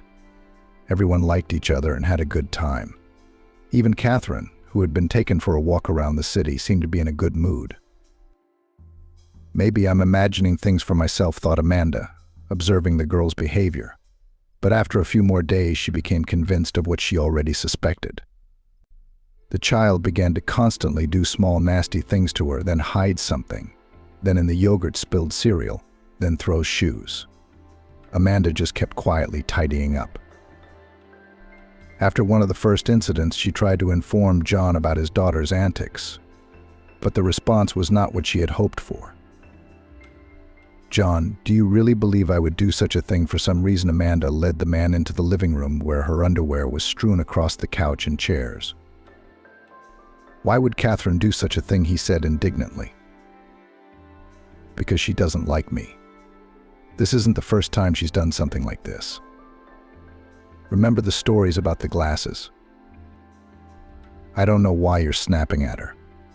It can all be explained by your forgetfulness. I forgot that I left my underwear all over the room, but you what? Let's drop the subject, the man said irritably. I love both you and my daughter, so try not to swear. Nice touch, washed his hands of it, Amanda thought resentfully. Okay, I'm not going to take revenge on the child, I'll be patient. It went on like that for about a year, until the family moved into a new big house. John insisted. I want to see a new family nest in a new place, he told Amanda. I was living with a different family in the old house after all. It's time for us to start our own. You and I have been putting off getting married. But I think we should get married, and the house is officially in your name. You're a little emotional when you talk about such important steps, aren't you? The woman was a little surprised. Perhaps I'm afraid to jinx my happiness, the man smiled. It hurts when you enjoy life, and it is like envy to you as a footstool. Like my first wife died, Catherine had just grown up. I got the job I have now, and everything was going so well. And then it all fell apart. We'll be fine, Amanda said softly. They chose a house together. Catherine was excited about the move. I'll have a big room, the girl rejoiced. Yes, your current one in our old house will seem like a cubbyhole compared to it, John replied. Let's go with your taste. Amanda decided to improve the opportune moment, as long as the girl was in a good mood. Let's you be the one to choose our common house. Look where you like best, what room, what yard, and so on.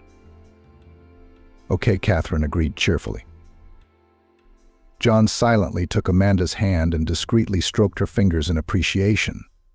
They found the house quickly enough. The two-story building was located in a quiet neighborhood. There was a small courtyard in front of the front door, and a large area at the back of the building where they could plant flower beds or vegetables. Trees were already growing their fruit: apples, pears, ornamental, and birch trees. The whole family literally fell in love with this place, and the deal to buy it was done. A couple weeks later, they moved in and immediately put their old place on the market. "We'll use the money to go on a honeymoon," John said that evening at the first dinner in the new house. "And we're going to furnish the place to our liking. And we'll buy you a car, finally." "Thank you. I'm very happy right now," Amanda replied. "And I'm grateful that you've changed my life." "You changed mine," the man looked at her tenderly. Catherine, who was watching the scene, wrinkled her nose but said nothing. 6 months later, the couple played a wedding. There were few guests: John's father, his mother was dead, Amanda's parents, and a few of their closest friends. An unexpected guest was the man's former mother-in-law. He kept good relations with Anna Vitalievna and even decided to invite her to his new marriage. "God grant you a long life together," she sincerely wished him, raising her glass. Amanda looked at her gratefully, happy that this woman who had lost her daughter had found the strength to accept the new woman who was taking care of her granddaughter. She didn't know then what her ex-mother-in-law's love for her child, the only family she had left, would mean. "I'm not wearing that." Catherine threw her summer dress in Amanda's direction. "They'll make fun of me at school." Years passed. Catherine turned 15 and adolescence was in full force. By this time, she had won many competitions in cross-country skiing, received a sports category, and was enrolled in the School of Olympic Reserve. The school year was about to begin, and Amanda offered encouragement to update her closet. It was on the day Amanda was going to take her shopping that Catherine ruined her stepmother's morning coffee. "I'm an athlete, not a party girl," irritatedly said the girl now, running from one outlet to another. "But you're a girl. You have to look like one," Amanda answered her calmly. "You can't always wear tracksuits." "But I do play sports," Catherine countered. "But not all of you. You have to wear something to class, to lectures." "I'll see what other people wear, then I'll decide. But thank you for your concern." Catherine finished the conversation. Amanda sighed and followed the stubborn girl to the sportswear store. By new tracksuits, it was impossible to understand her stepdaughter. Sometimes she seemed to be good to her stepmother, and sometimes Amanda found that she continued to sneak around. It usually happened after some sort of spat.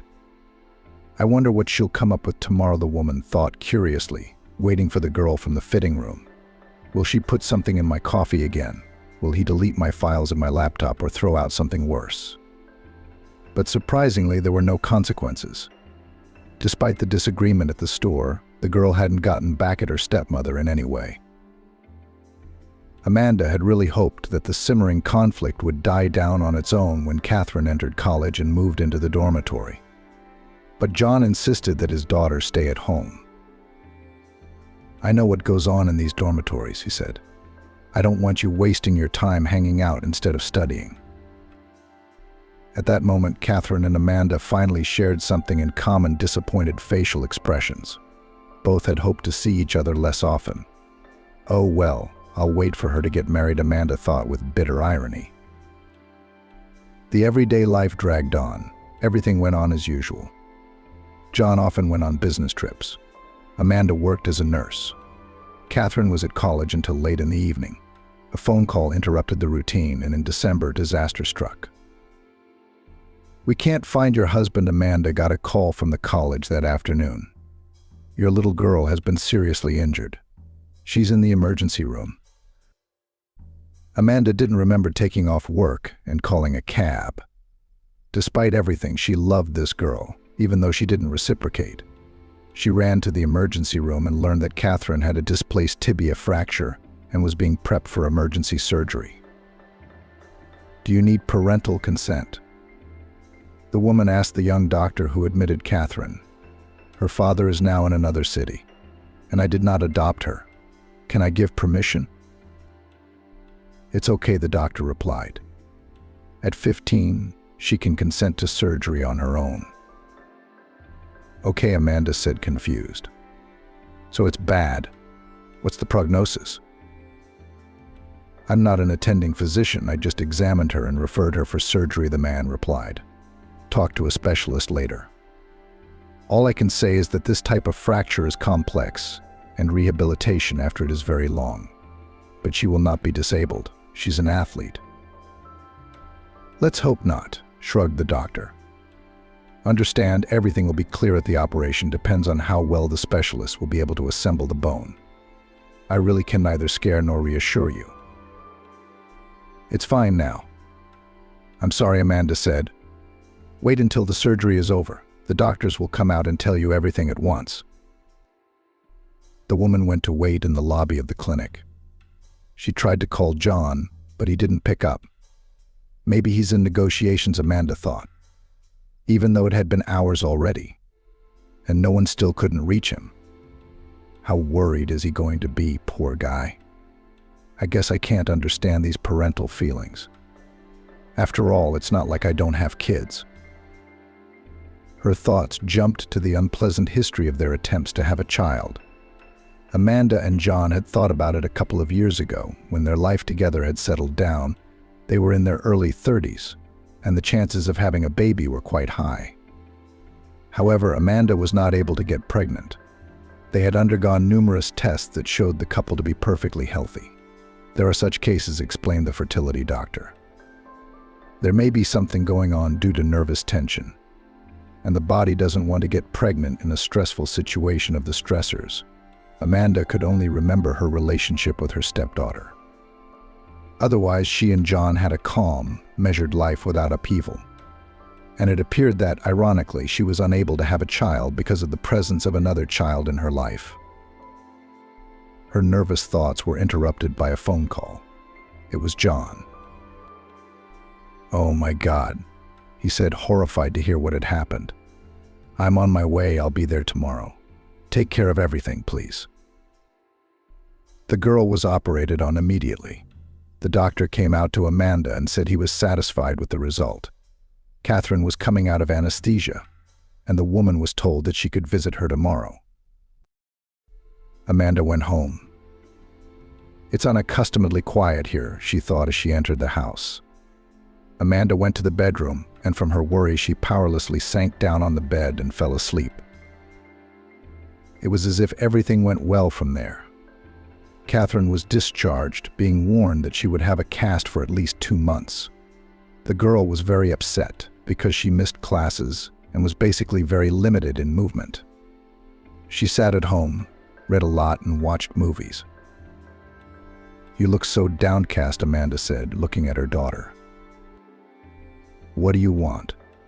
"She's very worried about not being able to play her favorite sport," John replied. "It's hard for her at her age to put up with so much. It's all about getting it right," John sighed. "I'm sure she'll catch up with her classmates." But Catherine was not so lucky. When it came to the point to remove the cast and begin the long rehabilitation process, it turned out that the bones are not properly healed, and there were symptoms of osteoporosis. The bone had become less dense and less strong, the doctor explained to John and Amanda. This can lead to new fractures, even from minor stresses. "What should we do?" John asked.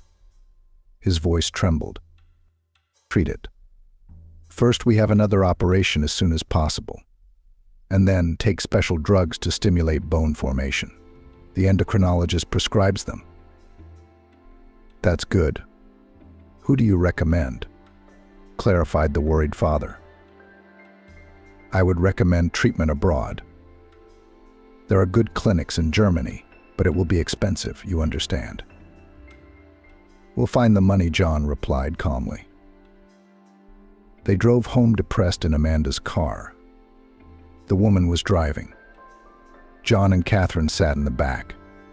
The girl pressed herself against her father and cried quietly, realizing that it will not soon be able to take up skiing and generally return to the usual way of life. I'll have to leave the school, finally raised her voice Catherine. Let's not be in a hurry, John said soothingly, and held his daughter to himself. Take a sabbatical for a year. Amanda was silent the whole way there and back.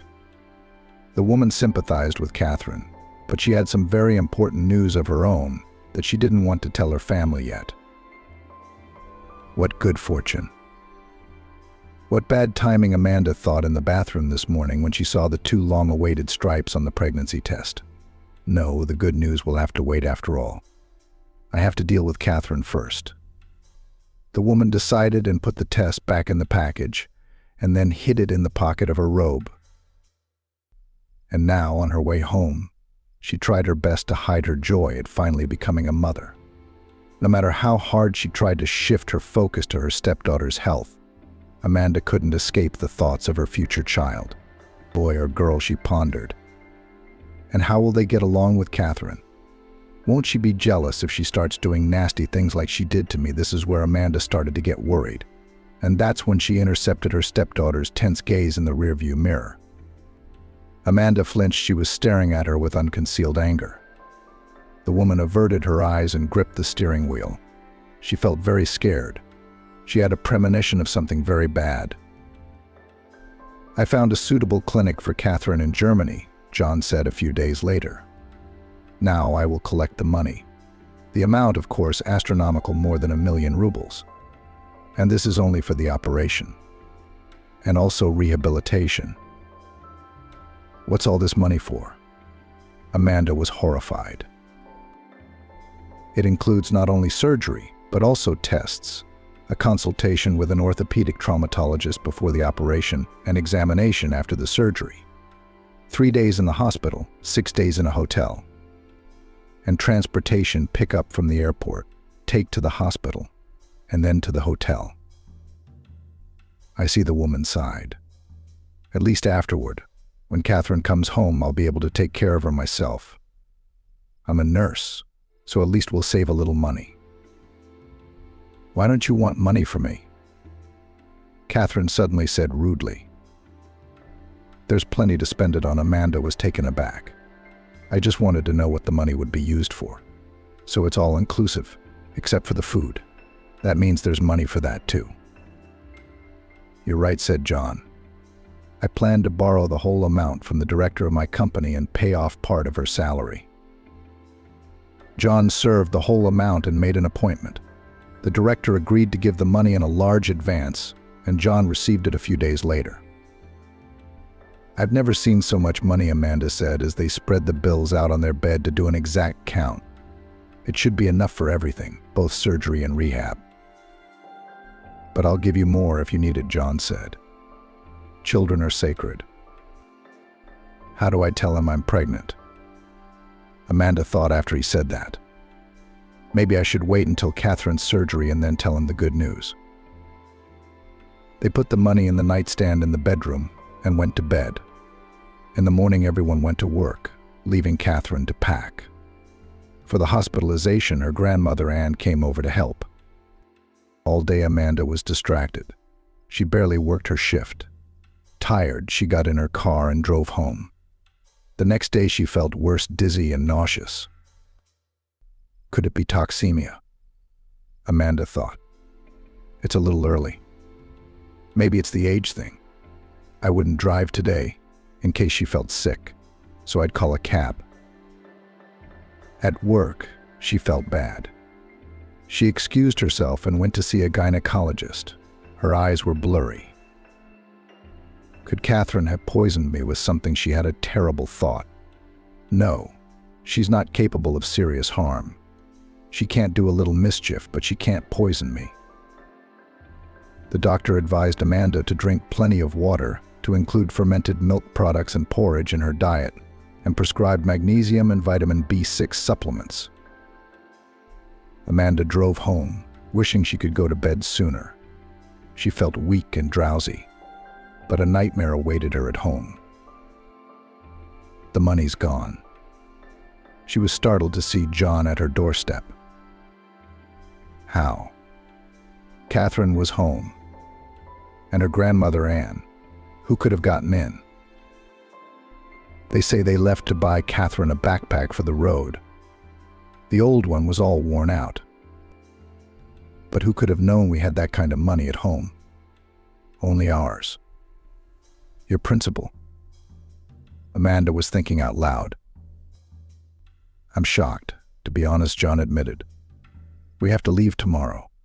Everything's been arranged, and we don't have the money.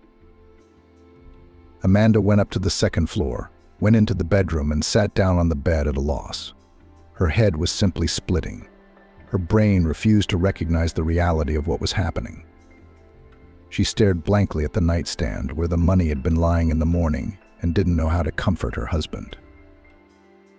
We found the money. She suddenly heard Anne's voice from downstairs. Amanda struggled to get up and walk downstairs.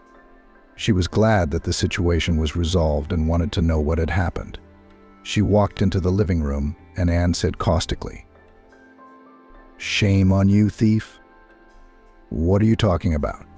Amanda asked, puzzled.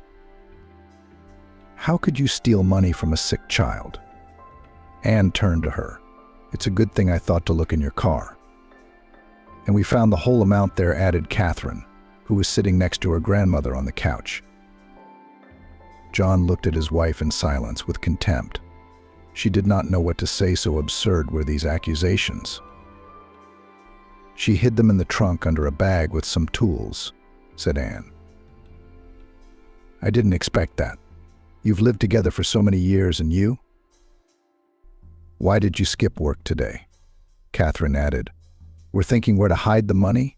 Were you looking for a safety deposit box? Or did you want to give it to your lover, but you didn't have time to take it out?" "What is this nonsense?" Amanda finally found her voice. "And how do you know I wasn't at work? I called you to see if you had an extra backpack. I had a doctor's appointment. You could have called my cell phone." "Why would you call my cell phone at work?" Catherine said. "I don't understand what you're thinking about money. You didn't plan any of this?" "That wasn't the plan." Anne interrupted her.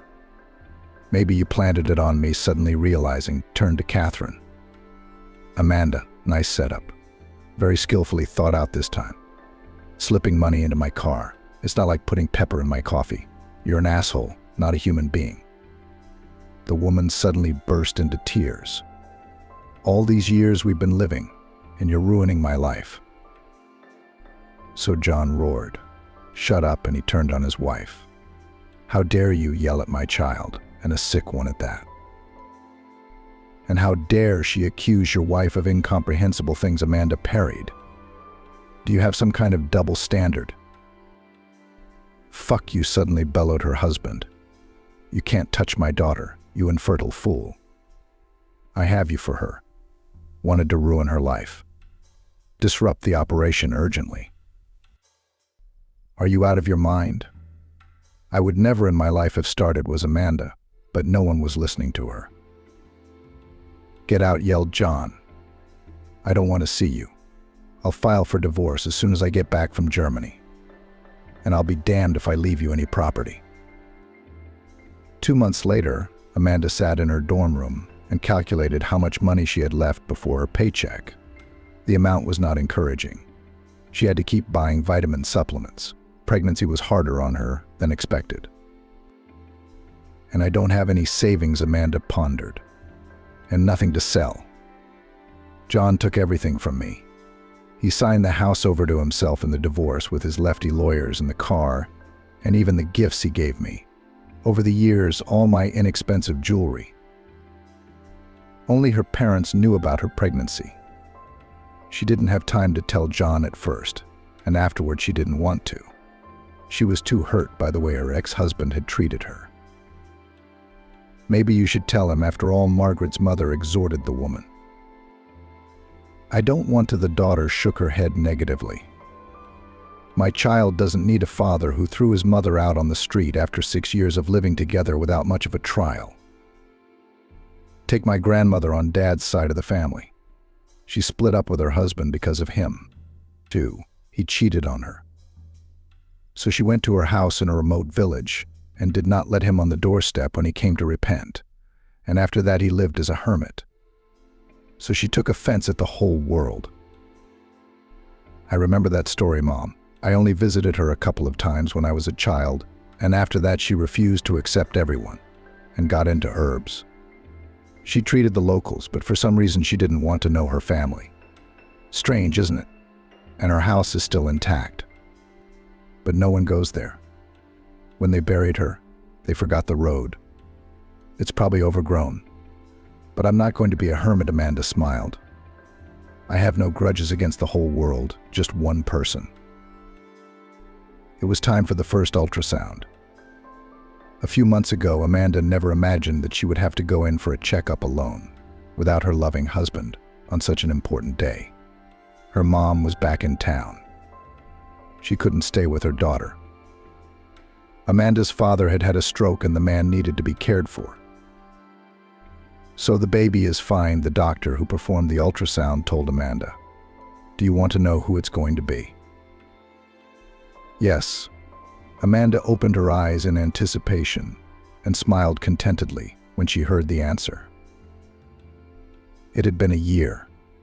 John had been working on his daughter's rehabilitation the whole time. The operation in Germany was successful, but the cast was not removed for a long time, and it took a long time to develop the leg after all this. However, despite all efforts, Mary limped, and her character from this did not improve at all. Why did fate do this to me, said the girl irritably to her father. I wanted to devote my life to sports. And what in the end? What am I to do now? To live and recover in time is how long has it been? Do you believe I'll miraculously heal and start skiing again? Look, but you can be more than just an athlete or a coach. There are different training programs, including for people with disabilities. What do you think I am? Handicapped? Catherine exclaimed with tears of anger in her eyes. No, that's not what I meant to say. John tried to calm his daughter. But she did not listen and went to her room.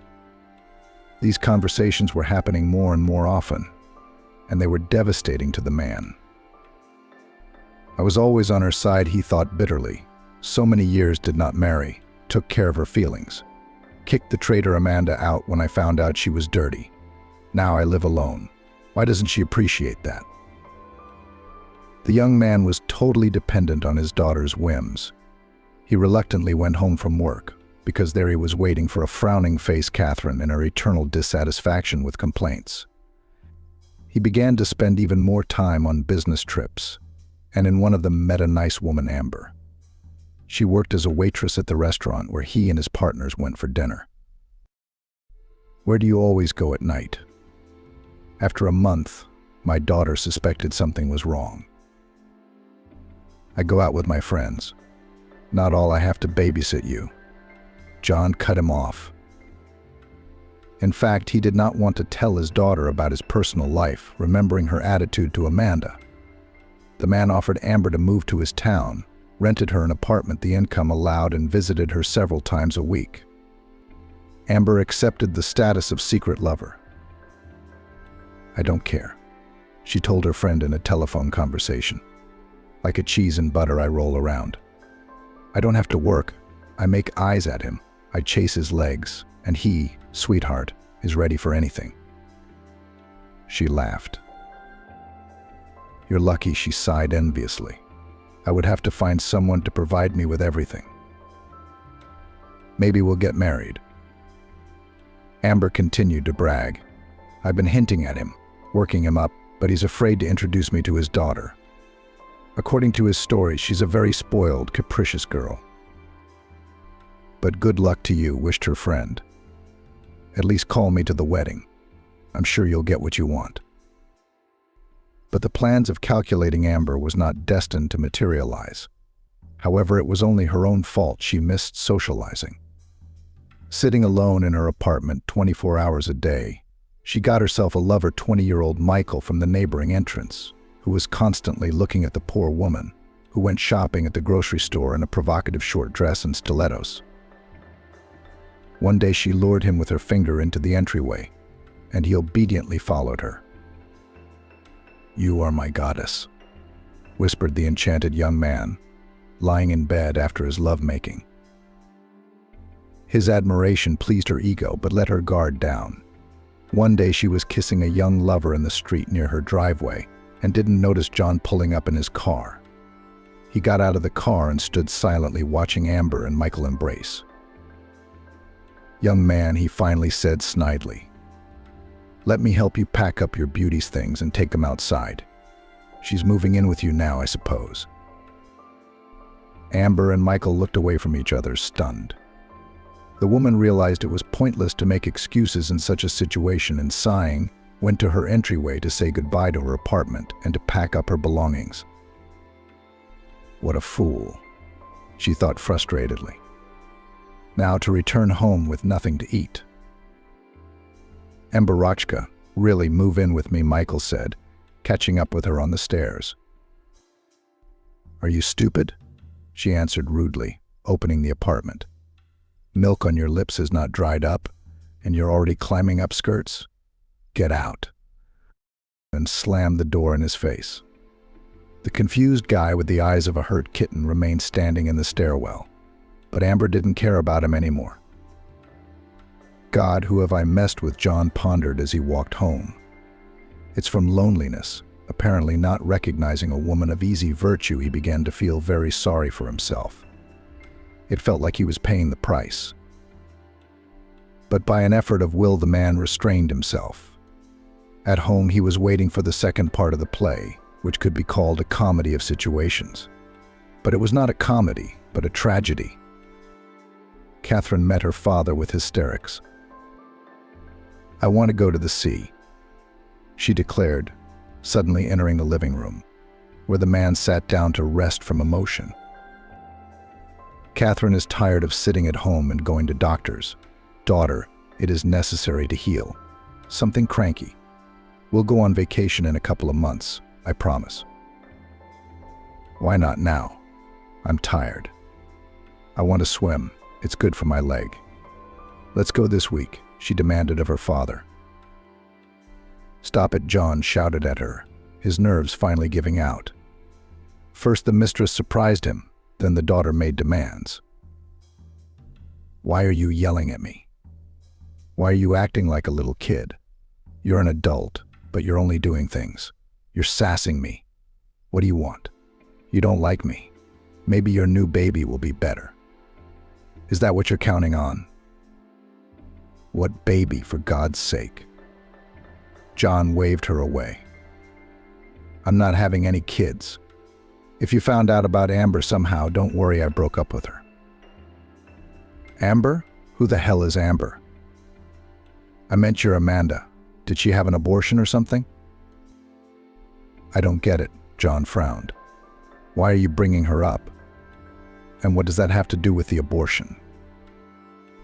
"But she should have been in labor by now. Didn't you even ask if you had a son or a daughter? She was pregnant when she left here."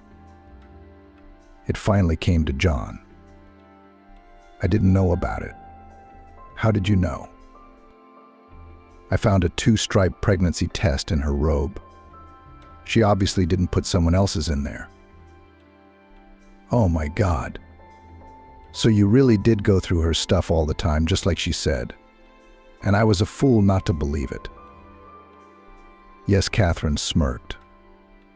"I got rid of her beautifully, didn't I? Our plan was a success." John silently looked at the monster, in which he could not recognize his daughter, and with horror waited for the continuation, although he was beginning to guess what she means. "Grandma Ann helped me," the girl said. "As soon as I found this test, I realized that you would soon abandon me. New wife, new offspring." Her tone became dismissive when it came to the baby. So I got my grandmother to help me plant money for my stepmother. I could barely walk on my own. How could you? John exhaled in shock. Grandmother broke quickly, boasted Catherine.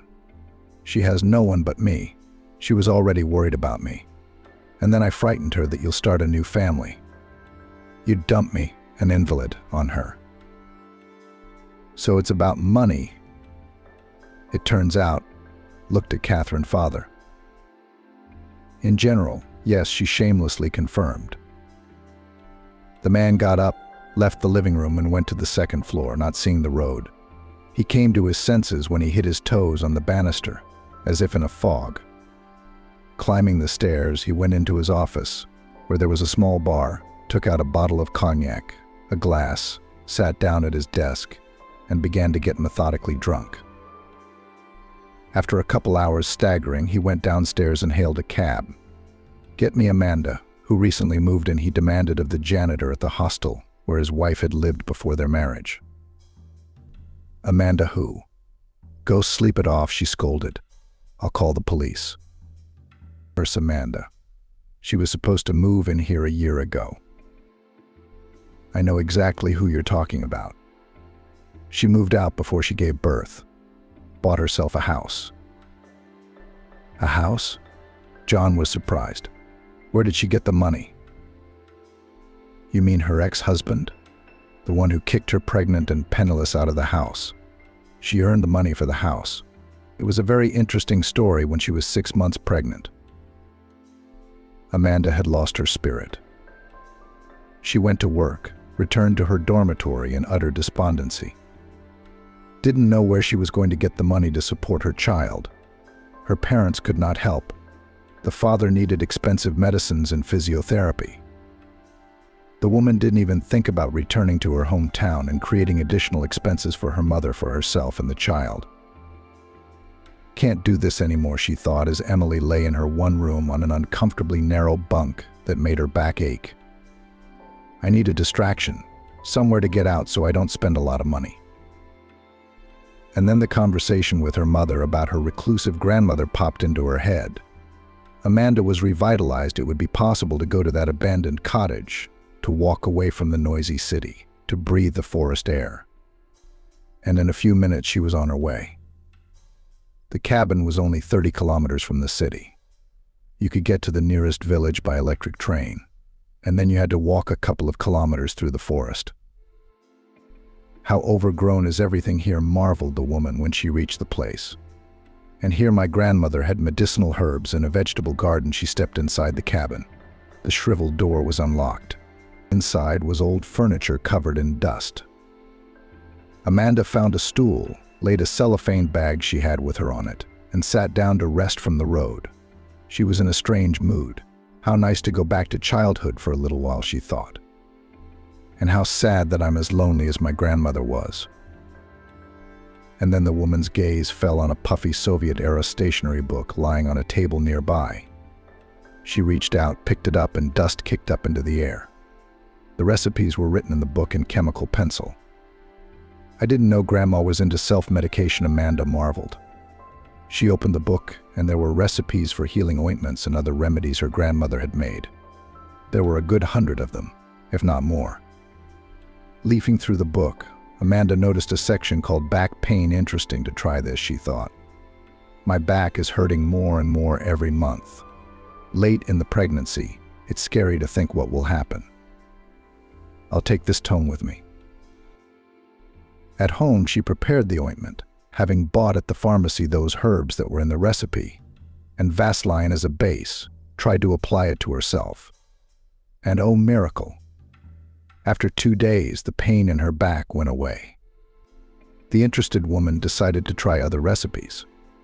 "Okay, let's try a hair mask." Amanda thought she was stressed because of her pregnancy and it caused a dull complexion. She decided to try the face mask because her skin looked terrible. The effect surprised not only her but also her co-workers. After a month, her skin was soft and her hair was smooth and shiny. Women at work flooded her with questions about what miracle remedy she was using.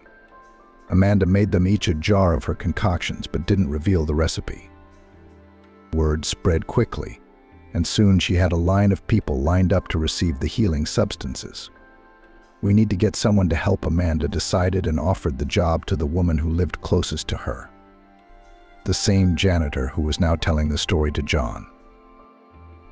"I mostly just sit here," the older woman told the man. "There's nothing to do at night, so I used to work part-time for your wife. And then she started selling goods through social media. It went well, and she moved into a small shop, opened it up and hired full-time help." John froze as he learned of his wife's fate. He had thought her a conniving liar until now, but it turned out that she was a capable businesswoman who started her own business without anyone's help. "The child she gave birth," he inquired quietly. "Yes, I can give you the address. You can talk to her yourself," the woman relented. "Even though you have rattled her nerves. She was very fond of you at the time." John took the slip of paper with the address and thanked the woman profusely. Though he wanted to run to Amanda, he held back and went home, deciding he needed to get some sleep, sober up, and get himself back to normal. The next morning he showered, shaved, drank a few cups of coffee, and drove his car to his ex-wife's house. The closer he got to her house, the more nervous he became. "What will she say to me? How will she take it?" he pondered. "If I were her, I'd probably spit in her face." He drove up to the right house, hidden by a tall green fence, got out of the car and knocked on the gate. After a while it swung open. Amanda looked up at him with the baby in her arms. John stood silent, unable to find the right words. "Come in," the woman said, moving aside and letting him pass. "I just found out about everything." "About the pregnancy," John pronounced, waiting for her to close the wicket. She looked at him carefully and nodded toward the open door. "Come inside. I'll give you tea." "I had no desire to inform you after everything that's happened," Amanda said calmly as she walked into the kitchen. "Sit down, I'll put the kettle on now." "And how is Catherine? Has she recovered?" "Not so good. One minute she's better, the next she's worse. Moody. Behavior is atrocious because of it." "I'm not surprised," Amanda smiled, rocking the baby who flinched at the sound of the kettle boiling. She wasn't an angel in the good times either. But whatever she thought, I treated her well and worried about her health. And she did such an ungrateful thing. She confessed everything John said. Said it was her and Anne who set you up. What was the point of that? Why so jealous of me and the baby? Amanda sighed. "And that's him. You said baby, so is it a boy?" "A boy," the woman blurted out in a smile as she looked at her son. "We're 4 months old soon. What did you name him?" John held out his hands and Amanda gently handed the baby to him. "Stepan Jonovich. Sound good?" Tears came to the man's eyes. "Sweetheart, can you forgive me? I was not myself because of my daughter's illness. I snapped at you. I believed everything. You know, with the baby coming, I've begun to understand you better," Amanda replied.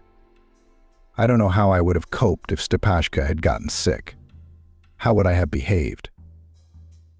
"So you can forgive me," John repeated. The most important question for him right now. Amanda answered it. "We'll see." 6 months later, they celebrated a birthday. The baby was a year old. There were few guests, only the closest ones. Amanda's parents came. Her father got better and was able to endure the road. Also present were John's father and Catherine and her grandmother. "I can't help but admire your kindness," John whispered to Amanda, taking a moment when they were alone in the kitchen preparing to bring out the desserts for the holiday table. "You've forgiven Catherine and her grandmother. I think they've realized what they've done and are truly remorseful. What's the big deal? Holding a grudge for the rest of your life? Especially now. After all, it was lucky to have such a sister as Catherine became." John smiled. Yes, she really cares for him. Who would have thought it? She's forgotten about sports. She wants to be a teacher. God grant us all wishes, said Amanda. I already have all my wishes, the man replied. I have a real strong family. All my loved ones are with me every day.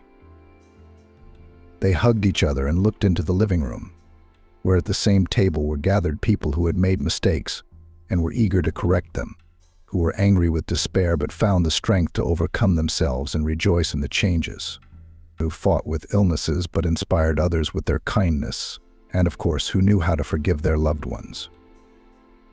After all, family is the most important, the most valuable thing in our lives.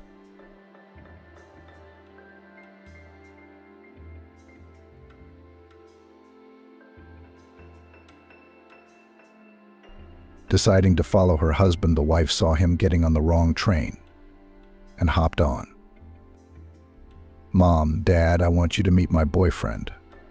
Or rather, already with my fiancé, Emily said one evening when they were sitting together at dinner. Susan gasped. Emily, how so? How long have you been dating him? And you haven't even said a word to us.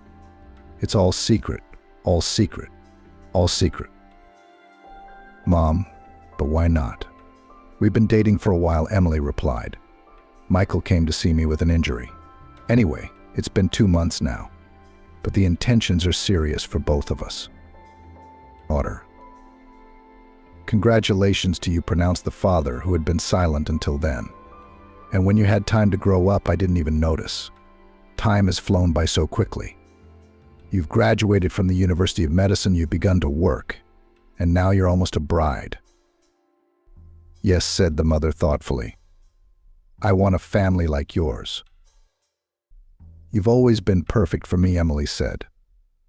You talk to each other a lot, still write messages to each other, respectful to my brother and me, among others. I even gave you guys as an example to Michael and told him that you were the standard of a perfect relationship for me. Emily, when are you going to introduce us? Susan asked. Michael and I are coming over for lunch this weekend. Mom, you don't bother cooking much, okay? You'll make a lot of dishes again. You'll get tired, so just make it hot and that's it. Michael and I will pick up some cake on the way. Emily, I'll certainly try, but you know me, I probably won't be able to do that, Susan replied, grinning. I like cooking. I like feeding you guys goodies, but I'll try. Emily had been working as a trauma doctor at the clinic for several years now. She graduated from the local medical university and immediately got a job at the clinic. Sometimes she took on inpatient duty, but only a couple of shifts a month. And meeting Michael happened right in the medical office. He was a pilot, an airplane commander. Hello, come in, Dr. Emily said in her duty phrase. It was a phrase she said 30 times every day. She didn't put much emotion into it. Absolutely not. And this time she said it without even lifting her head. Michael entered in his pilot's uniform, and Emily couldn't take her eyes off him for long. Tall, statuesque, handsome. Good afternoon, said the young man. I didn't expect to see such a fragile, beautiful person in the trauma doctor's chair. Emily broke into a smile. And you, I see, from ship to ball, the girl asked. Yes, you're right. Just off the flight, we flew with a flight from Vienna, and there was a rowdy passenger flying with us. The whole crew had to subdue him. That's what he got. Michael showed Emily his injured arm. Well, I hope you landed normally, Emily tried to joke. As you can see, both myself and all the passengers on Vienna to New York flight 345 arrived at our destination on time, the man reported back to her. Yes, you have a nervous job, Emily said and began to examine her arm. I'm going to send you for x-rays now. We need to find out if there's a fracture. Here you go, room 205 is on the 2nd floor. You'll take the x-rays and then come back to me. Michael nodded. He walked around for about 15 minutes, then came in again, but knocked first. Emily had already looked at his picture in the program. I want to reassure you there is no fracture. I'm going to give you some ointment now. You will put ointment on your bruise twice a day. I promise your arm will be healed before the wedding," and she handed the pilot a prescription to the pharmacy. The young man took the prescription in his hands. Then he said, "Emily, I don't do this every day, but I want to take you out to dinner tonight." Emily, who had filled out the chart in the computer, immediately looked up. She was very excited about the offer and of course accepted it, but she needed to pause for the sake of decorum, which she did. "You know what, Michael, I don't get offers like this every day either, so I'll take it," Emily answered and smiled at the man. "Where should I pick you up?" he asked. Emily gave him the address of the apartment where she lived. Michael picked her up at 7 p.m., as they had agreed. Emily put on the most beautiful dress, came out to him in heels, thus conquering him with her beauty and charm. "I'm even more convinced that I didn't ask you to dinner for nothing. You're adorable," Michael said as he opened the car door for Emily. "Thank you so much for the compliment," she said shyly. They had a wonderful evening, a delicious dinner, pleasant company. It was as if they were made for each other, and that's what they both thought. Since then, they met often, not every day, because Michael had flights and Emily was on night duty. But they were always drawn to each other. Michael was telling his mother about his new girlfriend, Susan. She was an overbearing woman, constantly controlling her son, always wanting to know where he was and with whom. That's why she was wary of every girl he met. "Mom, Emily's great. She will definitely like you, I assure you," reported to his mother, like a schoolboy, 30-year-old Michael. "And where did you two meet?" inquired already Susan, organizing her son's interrogation. "In the hospital," he answered. In the voice of the mother was heard a note of surprise. "At the hospital?" "Yes, Mom, in the hospital. Remember, we had a fight in the cabin of the airplane? After that, I went to the hospital." "Doesn't she work there as a doctor?" "Is your new girlfriend a trauma doctor?" Susan asked. "Yes." "What hospital does she work at?" At the First Regional Hospital." "Mom, do you want to see her too?" My son snickered. "No, not yet." But Susan has already thought out that in the next long-distance flight of her son, she will go to this new girl for a checkup. "Don't worry, Mom. I'll introduce you to her very soon." But Susan met Emily faster than Michael had introduced them. 2 days later, she was already standing on the threshold of the hospital campus, knew everything about Emily that could be learned from the internet: how long ago she graduated from university, what is her work experience, in which office receives and until what time. How much is her appointment without an appointment? It was impossible to make an appointment. All the nearest appointment was taken, so Susan went to pay for it. The reason, of course, she made up allegedly a sore knee, although a woman like Michael's mother will run around the city for another 10 years and nothing will hurt her. Next, Emily uttered a phrase that had become a familiar one. Susan didn't have to be reminded a second time. She flew into the office like a bullet. Emily was surprised to see her in her office, but she didn't let on. Michael showed her a picture of his mother and told her that she was overprotective and overprotective.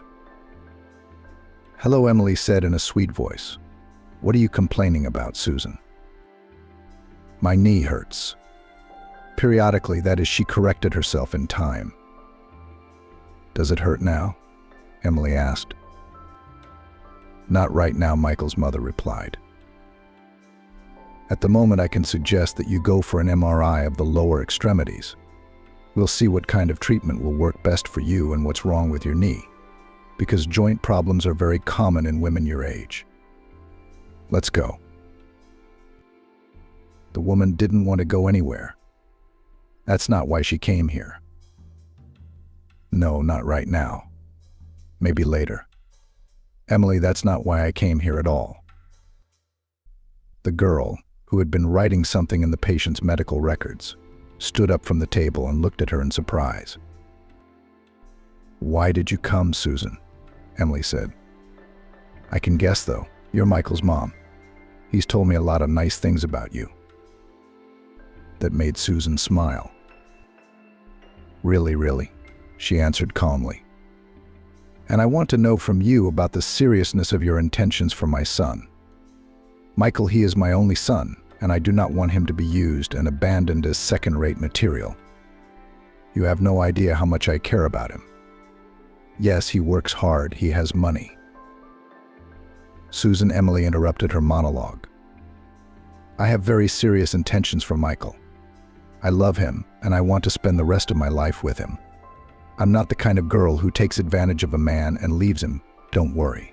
Now, if you have everything, you can go with your knee if you want to, and if it is really hurting, you can get it sorted out. Come in by appointment or call me, and I'll make an appointment for you myself. The patients sitting in the hallway are waiting for my appointment too." Susan got up from her chair. She wasn't very pleased that Emily had asked her to leave so unceremoniously, but she didn't let it bother her. "Very good, Emily. All right, I'll go. I hope Michael introduces us very soon. And I also hope Michael doesn't find out I'm here." And the woman left the office. At the end of the workday, Emily pondered the arrival of her potential future mother-in-law. Why had she come like that, unannounced? She considered her arrival to be insolent and rude, but she wouldn't tell Michael about it. After all, it was his mother, and she wished him nothing but the best. Emily also wondered what impression she had made on the woman, but of course she wouldn't know about that either, because Susan wouldn't ask about it directly. Emily had been very stressed about her mother's condition lately. Susan was thoughtful, but did not say anything, although they had a very trusting relationship. Although Emily lived separately, she came to her parents' house several times a week. Or they met with her mother on neutral territory in a cafe, at the theater, just in the park. Susan had recently begun to notice her husband's coldness toward her. She and Jason had been together for 30 years, and all that time it seemed to Susan that they treated each other very tenderly. And just the day before yesterday, she had gone to her favorite lingerie store that she and her husband often visited. She needed new pajamas, and in front of the store entrance, she saw her husband's car. "Strange, Jason's here without me," she thought to herself. "He must want to make me happy." While she thought about it, Jason came out of the store, got in his car, and drove away. Susan didn't even have time to react. With the hope that tonight she would get a present, the woman ran into the lingerie store satisfied. "Girls, please pick me up some pajamas," she said. "But not like my grandmother's, but with lace." "We understand," Susan, the sales clerks, who knew Susan and Jason's family, said friendly and began to pick out clothes for her. Jason ran out of the lingerie store in a hurry and left the bag with a lace bodysuit on the counter. The salesgirls didn't notice it right away, but only when Susan left. Coincidentally, Susan mixed up the packages and took the one that belonged to her husband Jason and left her own. It was only at home that she noticed this exchange of goods. That evening, excitedly after dinner, she unpacked her purchase. But what was her surprise when she saw in the bag not her pajamas at all, but a pink, lacy, translucent bodysuit.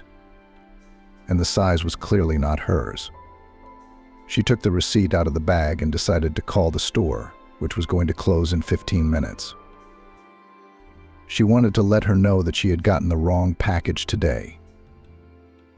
"Hello, girls, I came to see you today for pajamas," the woman said. She was recognized on the other end of the line. "I think I mixed up the bags. I didn't take my own, but in the bag with someone else's purchase," she said. "Do you have the receipt?" the girl on the other end of the line asked. "I'll look at it."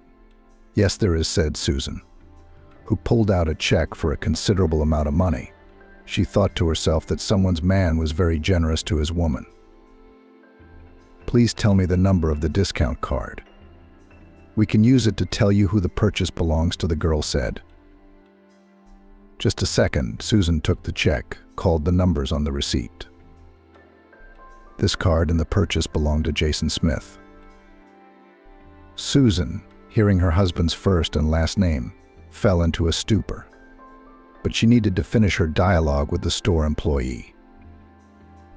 Okay, got it. I'll return the merchandise tomorrow and pick up mine. Thank you. Have a good evening, she said, and hung up. After the conversation, she once again went to the gift bag that contained the item that wasn't hers, unfolded the bodysuit. It was about a size 44. Susan's size now was closer to a 58. This before, about 15 years ago, she might have fit into this bodysuit, but definitely not now. Who's this for? Jason bought lingerie. Did he have a mistress? Questions immediately began to pop into her head. The thoughts made a cold sweat run down her spine. No, my husband is not capable of that. We have lived in love and harmony for 30 years. Raised 2 children. Susan thought. She sat down in the chair and couldn't move. It was as if she had been electrocuted. It was the phone call that brought her out of her thoughts. Susan, hi. Why aren't you answering your phone? It was her best friend Ashley calling. Hello? Susan, can you hear me? I can hear you, Susan mumbled quietly. Susan, what's wrong? What's wrong with your voice? I don't know. I think something's wrong. Can I come over now? Ashley asked, who was in the neighborhood where Susan and Jason lived. Yes, come over, I'm home, Susan added and hung up. She sat in the chair with the same unfortunate pink lace bodysuit in her hands until Ashley arrived. Here, look, she handed Ashley the bodysuit. What is it? Ashley asked, surprised, twirling the underwear in her hands. A bodysuit. My husband bought it for someone. Susan told her friend the story. Well, Susan, what if it's a mistake? You've already got yourself in a twist, her friend consoled her. Yeah, do you believe in this idea of a mistake? Jason was buying lacy lingerie, and it wasn't for me, Susan summarized. I saw it with my own eyes. Yes, you did. Don't you want to ask him yourself? You've always said that Jason and you have a trusting relationship, Ashley suggested. I guess I'll have to do that.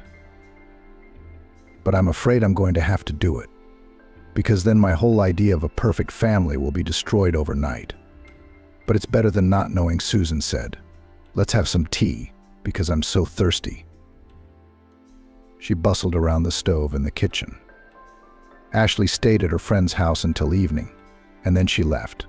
Her presence calmed Susan a little, but the arrival of her husband from work brought her back down to earth.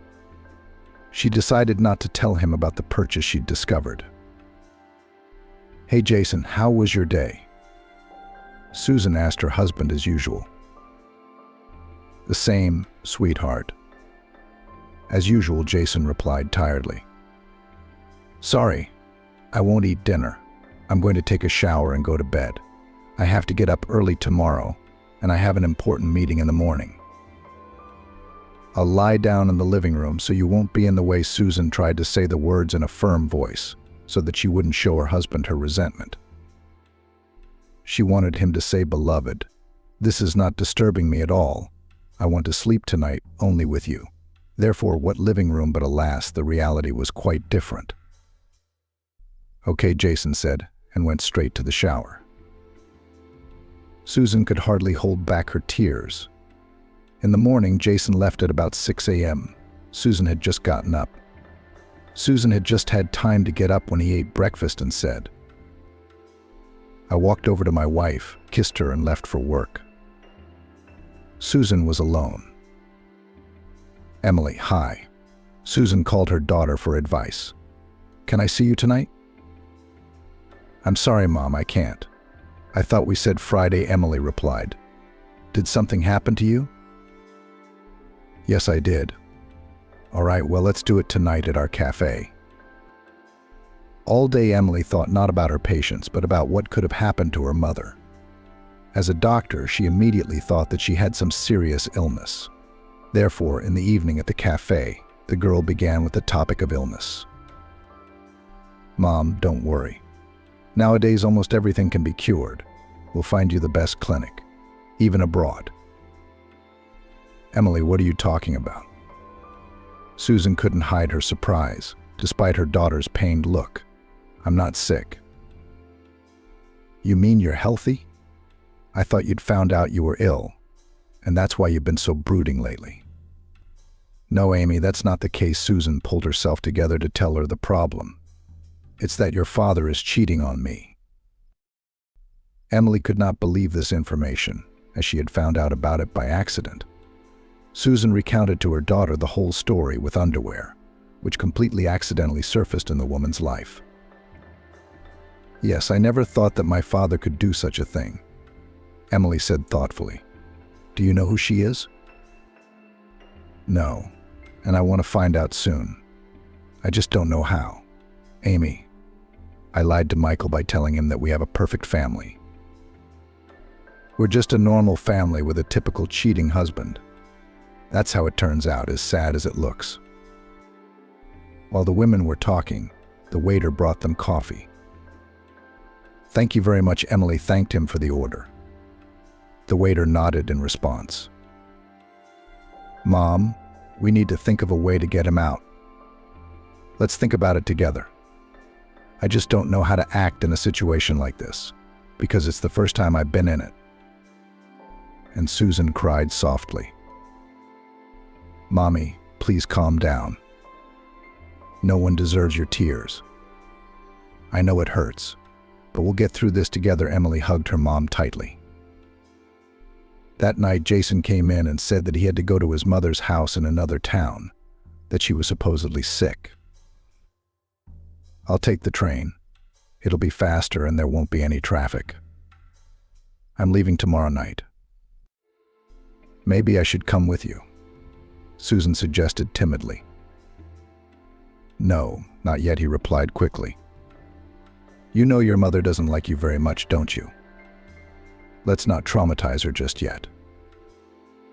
"All right," Susan sighed. She had no relationship with her mother-in-law, no matter how they tried to make it work. Her mother-in-law was a bossy woman who wanted Jason to be with her. And when Susan came into his life, she didn't take kindly to her. Grandchildren Emily and Anthony loved immensely, but Susan never accepted. And Susan was very upset by this fact. But she gave up trying to please her mother-in-law. "What time is your train tomorrow?" Susan wondered whether Jason would lie or tell the truth. "At 5:10 p.m., her husband answered. "I'll walk you out." "You don't have to. Mind your own business. You have a lot of work to do around the house," he said. And it was true, there was always a lot of work in his house. It seemed to never end. Susan decided to follow her husband, who went to check on her sick mother. Arriving at the train station a little earlier, the woman saw her husband. True, he got on the train, not the one Susan expected, but the one that was going in the exact opposite direction. And Susan decided on her own head to quickly jump into the last carriage of the train to follow him. After going through all the cars and finding Jason in one of them, Susan sat behind him. It wasn't a long ride, only about an hour. Susan filled the stop. It was the Kalanina station. It was dark outside the window. There was some small, almost abandoned station. Susan was afraid to get off here following her husband. But on the platform she saw clearly that her husband went to the girl, kissed her, and they walked together by the hand into the darkness. Susan, seeing this picture, cried. The train moved on. Where was she going now? She didn't know. She just sat and rode in silence. After half an hour she came to her senses and realized she had to get off, so she got off at the nearest station. The station was quite large, but where to go, the woman did not know. So she called her daughter. "Emily, hi." Susan sobbed into the phone. "Mom, what's wrong? Where are you?" Emily tried to make sense of her words through the noise of the train and her mom's tears. "I don't know where I am," Susan continued to sob. "Mom, calm down. What is near you right now? The daughter was trying to find out her mother's whereabouts. She didn't know she had traveled far away. I went to the station to follow Jason. He said he was going to his mother's, but he got on a different train, so I got on the other train with him and followed him. He got off at some station called Kalinin, and there was a girl waiting for him. From these words, Susan again became very offended, and she sobbed again. "Mom, what is the name of your station?" Susan said the name of the station, which she read here on the sign. "Now find yourself some place to wait for us. As soon as I find out where you are, I'll come straight over." After talking to her mother, Emily rushed to open a map on her phone. Michael was beside her. He had the day off today. "Michael, I'm sorry. I didn't mean to drag you into our family problems, but I can't do it any other way. Mom needs help." At the same time, Emily searched for the name of the station where Susan was now. She found it quickly and found that it was about 120 kilometers from the city. "Yeah, that's a long way for Mom to go. But we have no choice but to go pick her up. She's very depressed," Emily said. Michael went with her. He was driving, which was good because she was very nervous. And there was no telling if she would be able to drive for that long. Emily and Michael had a bit of a mix-up. It took about 2 to get to the station. With it already dark outside, Susan waited for them inside the station. During this time, she had already had time to digest her situation and calm down a bit. But still her condition was unstable. "Mom, are you okay?" The first thing Emily asked, meeting her mother's eyes. Yeah, I'm fine. I'm sorry for making you drive almost at night to pick me up." Susan felt uncomfortable, especially in front of Michael. "It's okay, Susan. Things happen in life." Michael was sympathetic. After picking up the woman, they all walked together to the parking lot where their car was parked. The drive back was faster, as it always was. Emily drove her mom home and they stayed the night at her house. After Susan fell asleep, Emily didn't dare call her dad. It was too late. But she couldn't bear to watch her parents' family crumble literally before her eyes. Jason picked up the phone relatively quickly. "Dad?" "Hi," Emily said into the phone. "Oh, Emily, hi. Is something wrong that you're calling at this late hour?" "Yes, Dad, there is. Why don't you tell me what's going on between you and Mom?" "Daughter, let's you and I talk about everything when I come from Mom's." Father's voice was anxious. "Dad, can you not lie to me? I know you're not at Grandma's." The father on the other end of the line fell silent. "Daughter, let's talk about everything afterwards. I don't feel comfortable talking right now," and he hung up. Emily didn't realize that it was pointless to ask her father for details now. She just had to be patient and wait. But she didn't have much patience. In the morning, Emily was awakened by a phone call from an unknown number. "Hello," Emily said through her sleep. She always slept so sweetly at her parents' house. "Is this Emily?" The pleasant female voice on the other end of the line asked. "Yes, it's me." Emily jumped up on her bed. "I'm Amber, your father's mistress. We need to meet tomorrow night at Cafe Rebecca at 8 o'clock in the evening," the girl said very quickly. "Okay," was all Emily had time to reply. Amber quickly hung up the phone, apparently so her father wouldn't overhear the conversation. Emily didn't tell anyone about the call, not her mother, not Michael, not her father. She decided to go to the meeting first, and then act according to circumstances.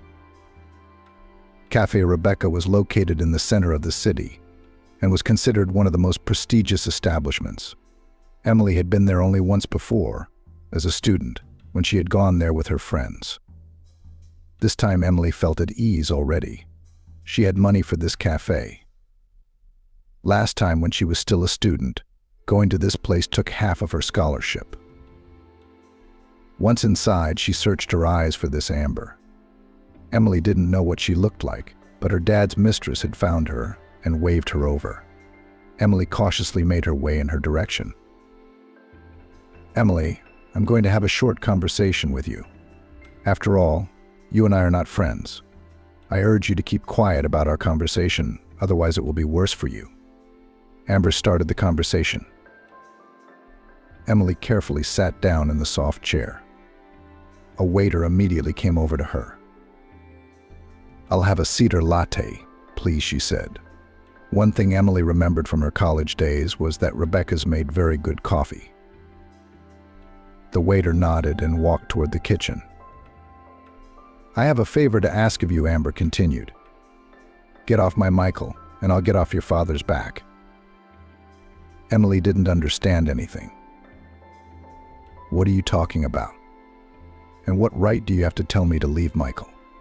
The girl was indignant. "I have every right," Amber shouted.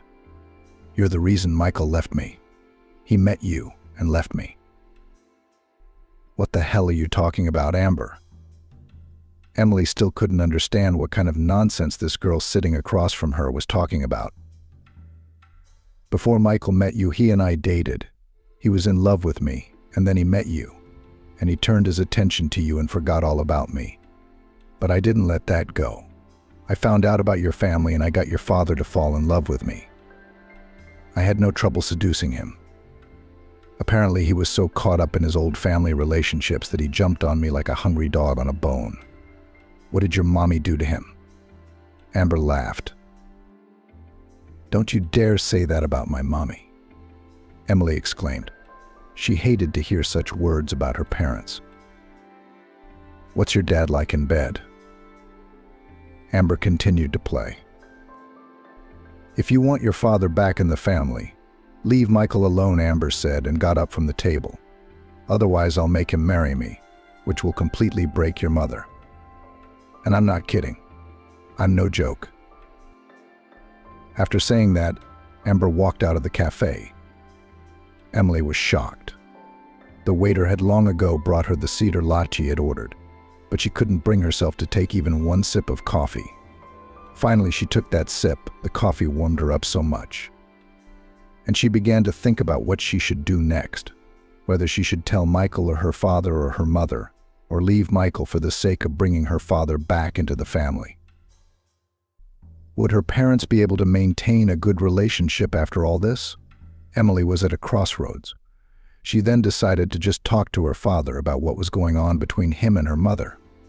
The next morning, after canceling an appointment at work, Emily arrived at her father's workplace. "Emily, what are you doing here so early in the morning? Why aren't you at work?" her father asked indignantly. He was uncomfortable that the whole mistress thing might come out. "Dad, I came here so you could tell me everything. I don't recognize Mom. She's completely exhausted. Tell me, who is this woman?" Emily went straight to talking about the mistress. "She's a flight attendant," Jason replied nervously. "But it's clear to me now," Emily said out loud, thinking she was speaking to herself. "What has become clear to you, Emily?" "I don't get it," her father was perplexed. Nothing. "Dad, how serious is your relationship with this Amber?" "Oh, you already know her name." "Good for you," Jason said ironically. "Stop being ironic, Dad. Our family is crumbling before our eyes. How serious is your relationship with this woman?" "Honestly, daughter, I had a crush on her, but I didn't think it would go this far. Admittedly, the initiative came from her. But of course she wouldn't have missed out on a man like you, wealthy, successful, athletic, and handsome." "Dad, don't start talking about Mom. Have you seen the state she's in? Or are you only interested in your job and this Amber?" Emily was ready to explode, but held back as best she could. "I'm not ready to leave the family yet," her father admitted. "You know I have a lot in common with Susan. I can't leave it all behind like that. But I can't leave Amber either." This is when Emily couldn't take it anymore. "Daddy, don't you realize she's just using you?" the girl screamed. Emily calmed down. Her father tried to calm her down, but to no avail.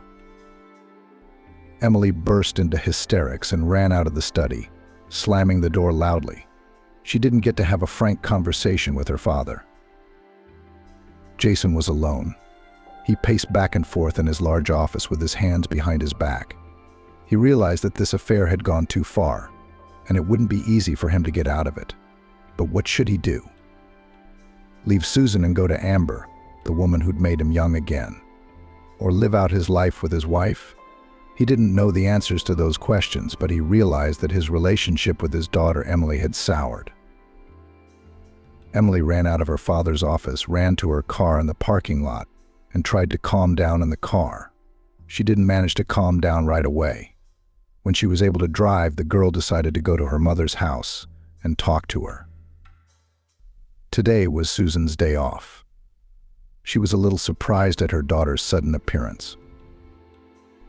"Emily, why aren't you at work?" asked a confused Susan, who hadn't slept well the previous night.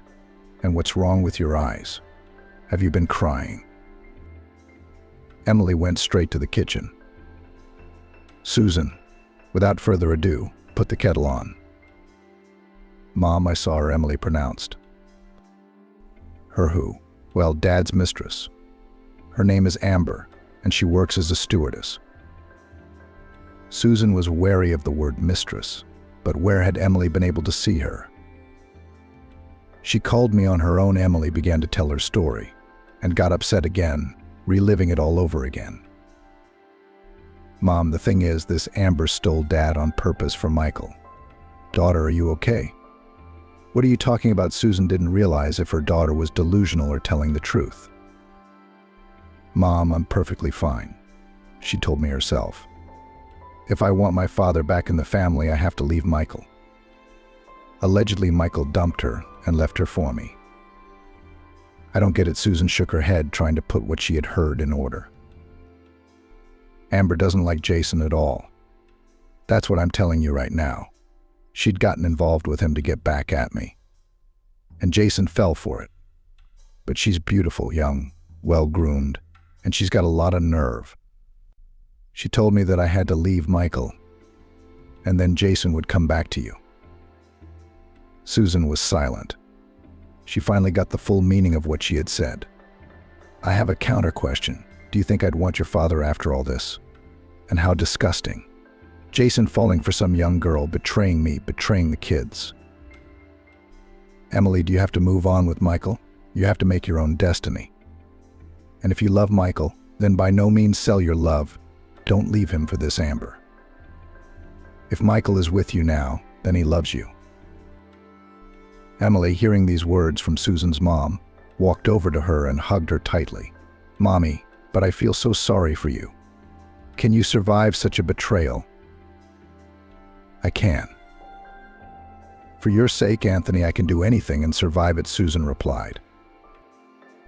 The women were unable to continue the conversation further, as Emily's younger brother Anthony came in from practice. He was still a high school student, finishing 11th grade this year and preparing to go to university. "Hi, little brother," Emily said the phrase in a deliberately cheerful voice. "Anthony doesn't need to know anything." "Hey sis, why aren't you at work?" "I'm working the second shift today. I just stopped by to see you and Mom." Emily and her mom decided to talk next time. Emily went to work. Michael. She decided not to say anything yet, but she wasn't planning on leaving him either. Amber called Emily 2 days later, though. "So, Emily, are you going to leave Michael alone?" "Mistress, she's never been treated with ceremony. Remember, I will never leave Michael alone. And you stay away from my father after all." "I won't. I'm going to make Jason leave your mother, and I'm going to leave her with nothing." "You little bitch," Emily almost shouted into the phone. "But you'll never get away with it, no matter how hard you try," and the girl herself hung up the receiver. Her hands were shaking from the vile words she had just heard. 2 days later, Jason didn't come home for the first time. Emily had been told about it by his mother. A week later, he told Susan he was leaving her for someone else. He couldn't hide it anymore. Susan, thank you for all the years you and I have been together. Thank you for the kids, for Emily and Anthony. They're wonderful. But I'm sorry I met someone else, Jason said. It was hard for him to say those words. He'd been thinking about them for a long time. But Amber had forced him to leave his family. She'd blackmailed him into losing her, and he'd grown attached to her and couldn't live a day without her. After saying that, Jason went up to his bedroom to pack his suitcase. He did so quickly, and on his way out he added, "I'll file for divorce myself." When he left, Susan let the tears fall. In her opinion, it was the end of her family, which she had so lovingly created all this time. But somehow life had to go on. Susan stood by Emily. Amber, learning that Emily wasn't going to leave Michael, freaked out and decided to act out to spite her. Daily, she told her lover Jason to leave the family. "Jason, when you leave that Susan of yours and come to me so we can have a full family. I'm going to have a baby for you," Amber told Jason. His mistress took him in her affection, and Jason gave in, plucked up his courage, and told Susan the truth. And Amber rejoiced. After Jason came to her for good, she'd pictured Emily. But the reaction of her powerlessness, her anger at her father for abandoning her mother. But it was Emily's own fault. Amber had warned her. Emily chose not to retaliate against Amber. Spent all her free time at her mom's, which is exactly what her loved ones wanted. Amber, not seeing the wounded response at all, decided to move on. She wanted Michael too, and she didn't need Jason. Michael was her target. So she needed to set up a meeting with Michael. Amber and Michael worked for the same airline. Michael was a co-pilot at first and flew in the allotted hours and proved himself to his superiors in an extremely positive way. He became an aircraft commander. Amber worked for the airline as a flight attendant. She liked Michael immediately. In general, Amber had a love for pilots since childhood. She could not explain it in any way. But she read novels in her youth. For some reason, she imagined her soulmate was a pilot and no one else. When she saw Michael, she realized she was lost. She flirted with him for a long time, trying to draw attention to herself. Michael, who had no girlfriend at the time, fell for her advances and seductions. But he did not feel anything serious about her and told her repeatedly. But Amber, at that moment, everything was fine. After all, Michael was with her, and it was the most important thing for her. And then Michael met Emily and disappeared. He left Amber, and he was honest with her about everything. She was furious, and she couldn't accept it. She couldn't accept that Michael had traded her for someone else. She didn't immediately follow Michael's new girlfriend. In principle, it wasn't hard to do. Emily had come to the airport a few times to pick Michael up after work.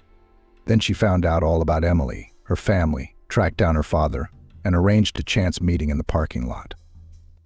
Amber went back to her big job to get Michael back, but he never came back to her. And one day, while leaving the airport with Michael, Amber struck up a conversation with him. "Michael, hey." Amber caught up with him. "How are you doing?" "Hey, yeah, I'm good." "Michael, I wanted to tell you that I'm not mad at you anymore," Amber said with a sly tone. "I finally met my love, too." "Yeah, I'm really happy for you. I really am." "I hope he's a good man?" Michael asked. "Yes, he is. And you know him?" "I know him. You intrigue me. Who is he? Tell me." "That's a mystery. Michael, why don't we go to the coffee shop tonight? Or do you want to come over for a cup of tea, just for old time's sake?" Amber needed to lure him into her web. She had a plan in her head. Michael gave it some thought and agreed.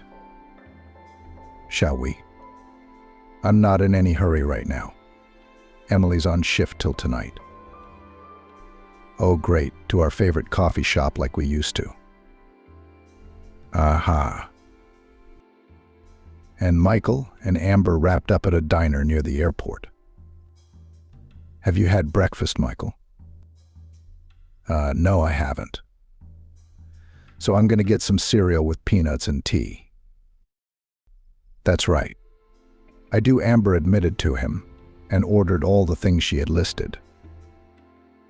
He ordered himself scrambled eggs and sausage and an espresso. Amber needed to lure Michael to her house at all costs. To do so, she opted for a sleeping pill in her purse, which she needed to discreetly slip into his drink. She had no trouble doing so. When Michael went to the bathroom, she calmly took and added the medicine to his coffee. Only she made a small dosage, so that he did not pass out right here in the cafe. Unsuspecting, Michael calmly ate his scrambled eggs, began to drink. After taking a couple of sips, he felt weak and drowsy. "I guess I'm so tired from the flight today that I'm really sleepy," Michael said, closing his eyes as he walked. Amber realized that now was the time to take action. "Michael, why don't we go to my place? You can take a nap at my place, because it's a long drive home." He couldn't resist, so he agreed. Happy Amber took him under her arm and quickly led him to her car. As they drove, Michael fell asleep. She had to work hard to wake him up when they arrived and could barely get him up to her. When she got Michael into her apartment, Amber took him into the bedroom, took off his shirt, and covered him with a blanket. Then she undressed herself and lay down next to him. Amber did all of this so that she could take pictures of them lying in bed together and doing well. Those pictures were safely taken. There was no Photoshop needed. Everything looked so realistic that even a simpleton would believe it. After that, Amber got out of bed, changed into her house clothes, and lay down on the couch. Jason was on a business trip. There was no need to fear that he would suddenly come home. Michael woke up 4 hours later. He couldn't realize anything at first. "Where am I?" he whirled his head around, trying to figure it out. "Honey, I've got you," Amber said affectionately as she ran in at the sound of his voice. "You and I had such a good time." Michael couldn't understand a thing. "What time?" My head hurt like I'd been drinking nonstop for a week. "I thought we were at a coffee shop. How did I get here?" "You invited me to your place.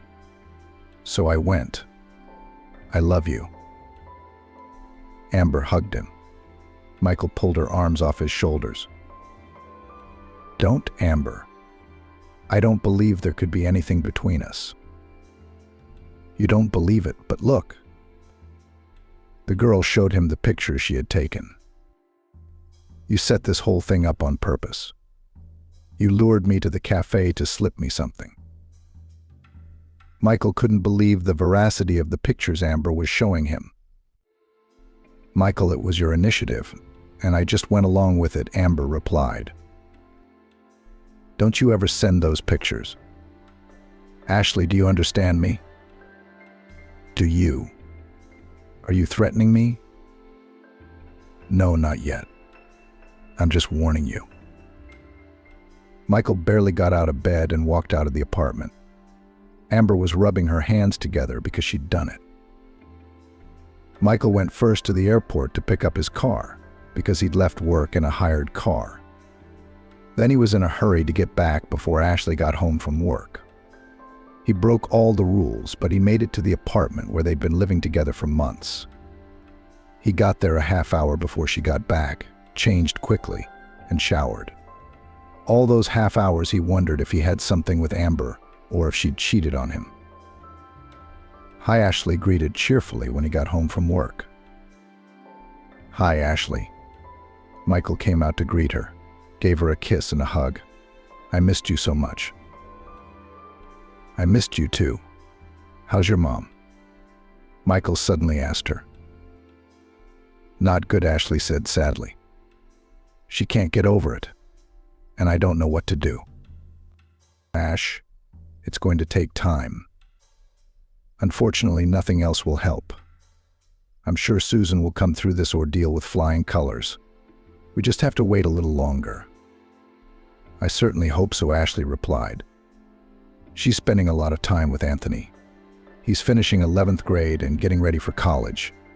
Her father hasn't called or written since he met Amber, and it's like he's lost his mind. As they say, a gray hair in his beard, a black eye in his rib. "What are your plans for tonight, my love?" Ashley asked playfully. "I just want to lie in front of the TV with my favorite girl," Michael replied. "I don't mind." Michael and Ashley spent the day together as they had planned. One day, Ashley went to her father's office to pick up his papers.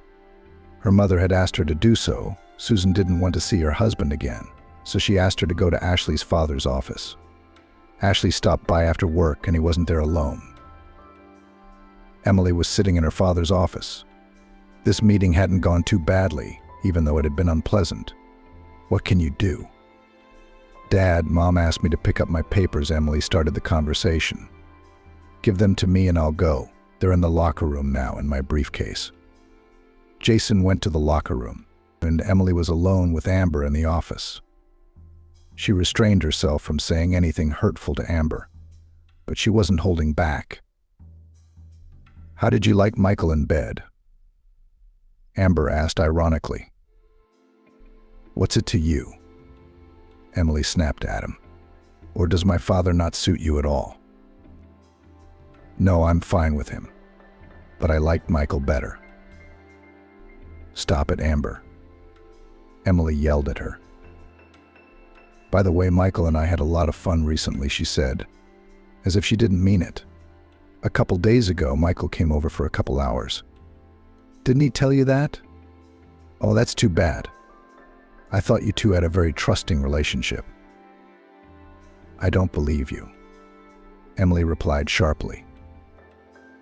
"And I have proof." Amber pulled out her phone to show Emily the pictures from earlier. "Well, I think we look great in bed together. Don't you think?" Emily flipped through the pictures, unable to take her eyes off them. While she was looking at them, her father came back with the papers. "Here you go," he said. Emily took the documents with trembling hands and left the office without saying anything. "What's wrong with her?" Dad asked Amber. "I don't know," she said. "I don't really care about your daughter, to be honest." Emily walked on, tears dripping from her eyes. She couldn't believe that her beloved Michael, her sweetheart, was cheating on her. The girl got into her car, let the tears flow, and then drove home. She needed to find out all the things that Michael was hiding from her. When she arrived, Michael was home. "Hi, sweetheart," he said. But Emily didn't say anything, just looked up at him with her big, blue, crying eyes. "Is something wrong?" "Something with Mom?" Michael asked her. "No, Mom's fine. But our relationship is over," Emily replied. "What are you talking about?" "Anne, I don't know what you're talking about." "I'm saying you can go back to your Amber. You and I are no longer on the same path. How could you go out with me and get in bed with her?" After saying that, Michael realized what he was talking about. Amber showed her the pictures she'd taken when he'd suddenly fallen asleep. "I'll explain everything to you right now," he tried to justify himself. "I don't want to hear any of your explanations. I've got it all figured out," Emily said harshly, though it hurt her to say such words to the man she loved. "Now please take your things and go live at your place." Michael realized that Emily was very upset with him. He himself would have been offended too, so without further ado he gathered the necessary things and left the apartment. Emily was left alone. She cried all evening, sitting on the couch and remembering their relationship with Michael, how it had started, how much romance there had been in the beginning, how she had fallen in love with him as a freshman girl, how she had waited for him from flights. She remembered and cried even harder from the hopelessness that nothing could be taken back. In the evening, her mom came to visit her. Susan's visit was planned. She wanted to pick up the documents Emily had traveled to her father's office to get. Susan saw Emily crying. "What's wrong, daughter?" she asked. Now Susan had to comfort her daughter. "Mom, it's Amber. Imagine today when I went to my father's house. She showed me pictures of her and Michael in bed. It was a few days ago," Emily said, sobbing. She felt sorry for herself. "Are you sure it's not a montage?" Susan asked. "Just knowing Michael and his attitude toward you, I can't believe it. What did Michael say to that?" "And I did not listen to him," said the daughter. "The picture was enough for me. But you can't do that. You always have to hear 2 points of view. This Amber's interest is clear to me. She wants Michael back any way she can. She even went through Jason, but she realized she didn't get her ex back. She's angry, and she's being mean." "Mom," not making excuses for him, her daughter continued. "I'm not making excuses. That Amber is an asshole, and she needs to be dealt with in her own way," Susan said firmly. She was belligerent. "I realize now that Jason is just a fling for her. And I've been asking myself for days, why didn't I fight for my husband? And Emily, maybe you should have given that girl a big send-off." "Mom, is that you?" Emily didn't recognize her usually quiet and calm mother. "How do you want to fight for Dad?" "I don't know yet. It's Anthony's birthday, so we need to get the whole family around the family table soon. Can you help me? And we'll invite my dad too, of course. Without Amber, of course. And we'll reminisce about all the good times we used to have together." "Mom, I don't know what it'll look like, but I'll help," Emily nodded. Her resentment toward Michael had been put on the back burner for now. Emily spent all her free time preparing for her brother's birthday. Anthony was turning 18. He decided to celebrate his holiday twice, with friends in a cafe and with relatives at home. A couple days before the party, Anthony called his father. "Dad, hi. I hope you didn't forget. It's my birthday." "No, of course not, son. How could I forget?" Jason replied sincerely. He had a wonderful relationship with his son. He didn't want to lose that relationship to a new love. "Dad, we're going out with the family. I'll see you at home on June 25th. Will you come?" Jason paused for a moment, which made Anthony want to get upset, and then he said, "I will, Anthony, thank you. I just hope you'll come without her. You know, Mom, Emily, the in-laws, no one will be happy to see her." I'm not such a fool, his son realized. And Jason did keep his word and came to the party on time and without his Amber. Susan met her husband as if there had never been any marital discord in their relationship. She was affectionate, friendly with him. It was a family celebration that everyone enjoyed, and the birthday boy himself was happy, and a full family, and gifts that made him relatives. After the feast was nearing completion, Anthony with a glass suddenly rose from the table. "My relatives, I want to say a big thank you to all of you. Thank you for what I have. To you, Dad, I say a special thank you for coming, and we are together with you now as before." Anthony's words touched both his father, mother, and Emily deeply. Even tears rolled out of their eyes and fell into the glasses with sparkling wine. "Emily, where is Michael?"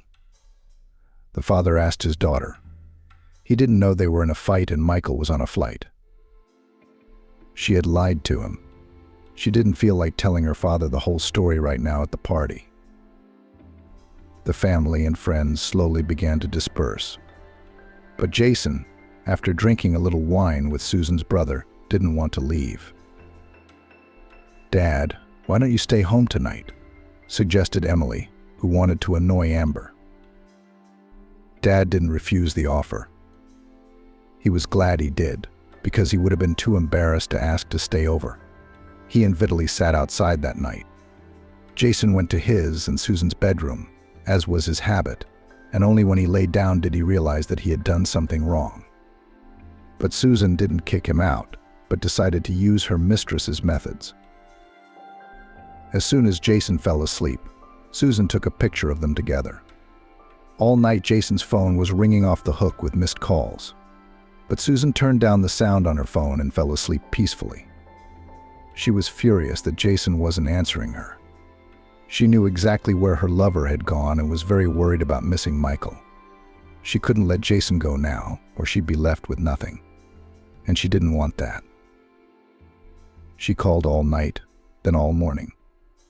Jason woke up around 0800 and grabbed his phone and saw about 30 missed calls from Amber. He immediately called her back. "So where were you all night?" "My son's birthday party ran late," Jason said. Amber answered with a look of displeasure. "I fell asleep on the couch in the living room," Jason lied. "I'll come over and explain everything." Jason hadn't even had breakfast, leaving his former home. Susan had sent the pictures from the night before to Amber through Emily right after her husband left. Amber got those pictures and was just furious. As soon as Jason walked in, she gave him a huge scandal. He didn't confront her. He had a headache. He drank a cup of coffee with a hangover and drove to work. He didn't have the energy for a fight. He wasn't sure if he wanted to spend the rest of his life with Amber. Meanwhile, Emily's mom insisted that Emily have a serious talk with Michael.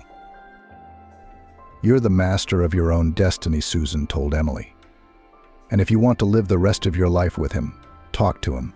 Tell him the truth about Amber. Tell him that she is now your father."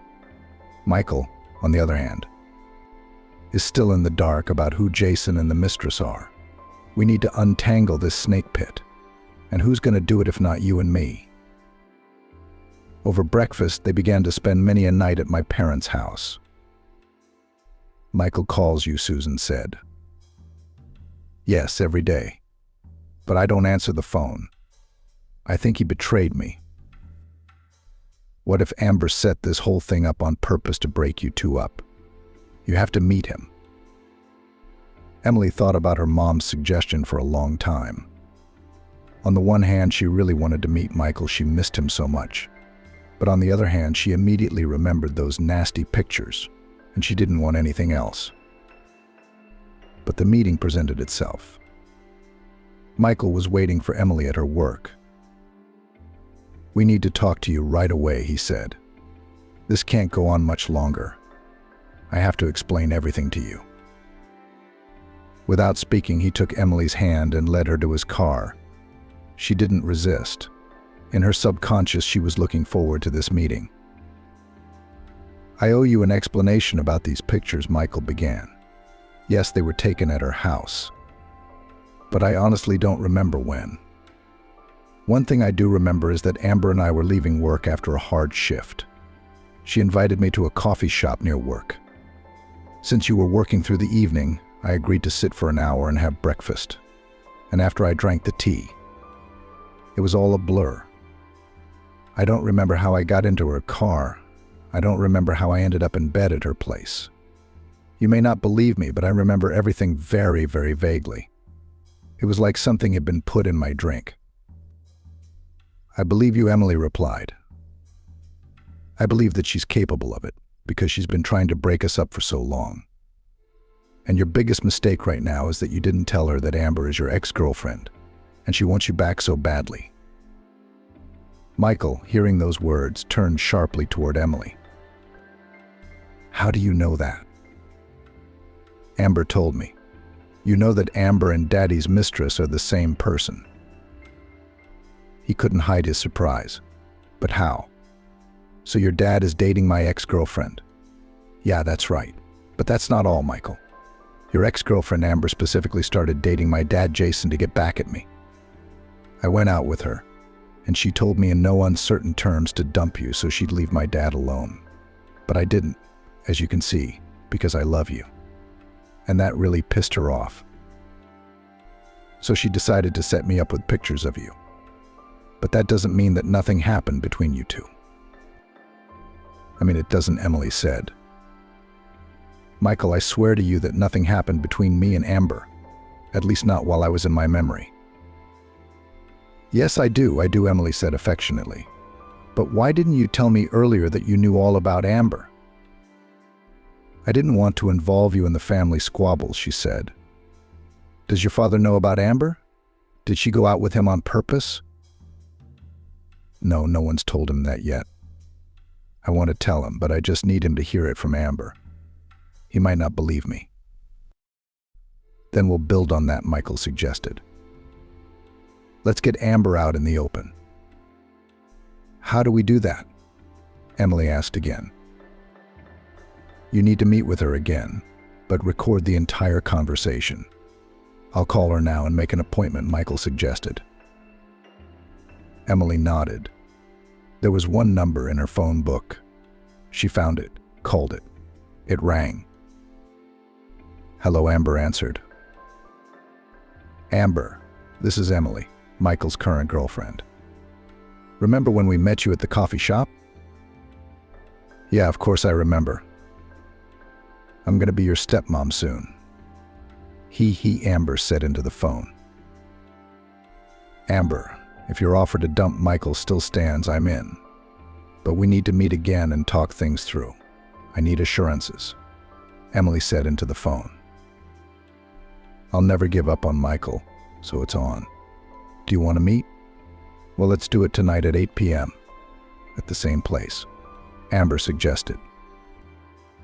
Okay, Emily replied. Well, that's half done, Michael said as Emily hung up the phone after talking to Amber. Yeah, but I'm so scared to do all this, like I'm going to betray you tonight, she added. Don't be afraid of anything, Emily. I'll always be there for you. Trust me, Michael said and leaned in to kiss her. Emily did not resist for the first time in a long time. After that conversation, they drove to the apartment where they had lived together before their fight. Emily began to get ready to talk, as it was already 4 o'clock. I could take you to a coffee shop, Michael offered, but she declined.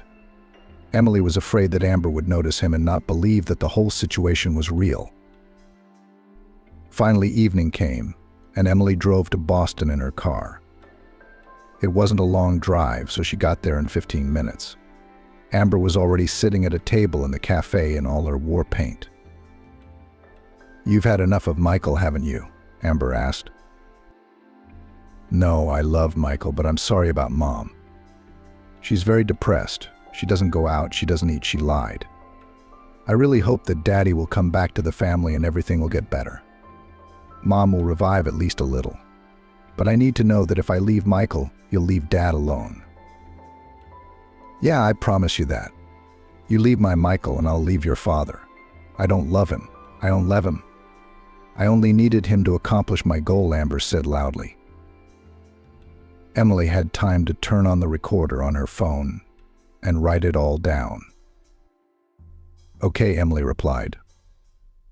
I believe you, Michael is yours. With those words, Emily got up from the table without ordering anything. Everything she wanted to get, she had already gotten. She drove home and told Michael everything. Amber believed it. You have to play your part now, Emily said. She and Michael agreed that he was in the play and would play the role of the jilted and hurt boyfriend. They wanted to get Amber to dump her wounded father. Amber found out about Emily dumping Michael 2 days later. She caught up with him when they got off work together again.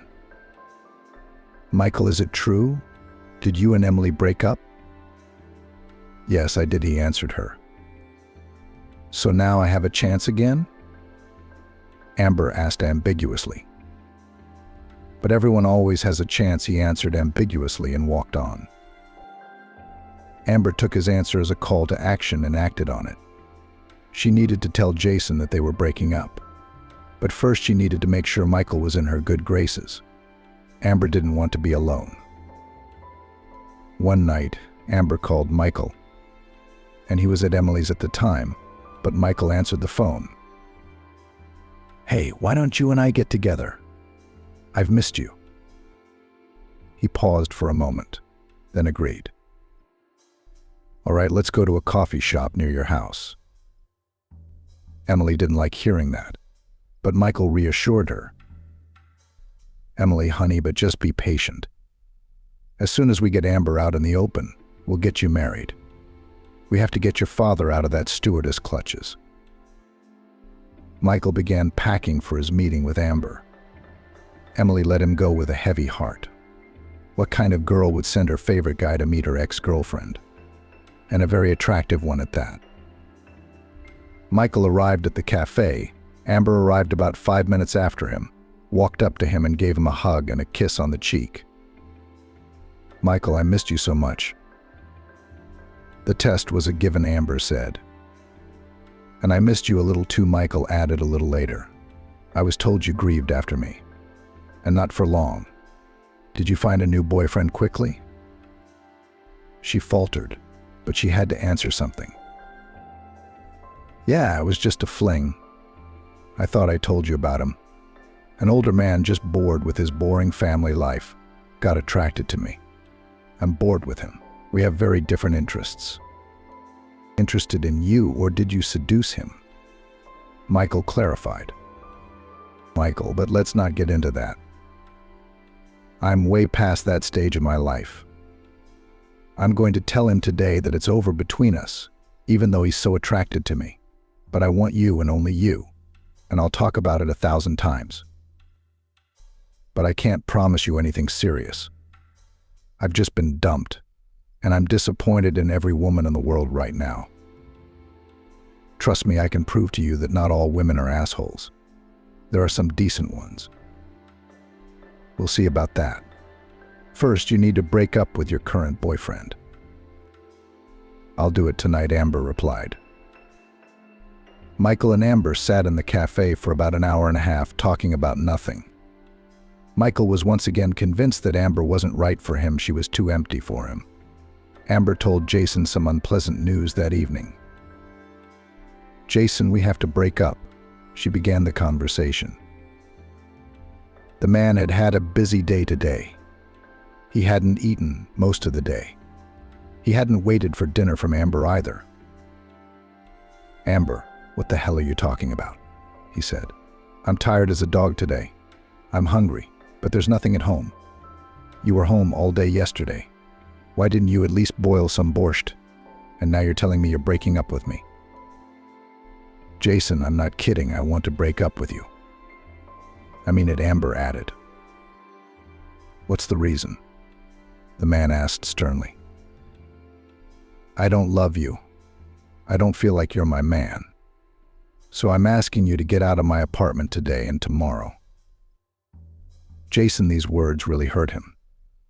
Had he, at almost 50, lived to be dumped by a young girl? "Didn't I give you enough money?" he asked. "It's fine," Amber replied. "But you're not my man. I'm sorry, I don't want to get into this anymore. I'm tired." Amber left the bedroom where the conversation was taking place. Jason immediately packed his suitcase and left the apartment. He had nowhere to go back to.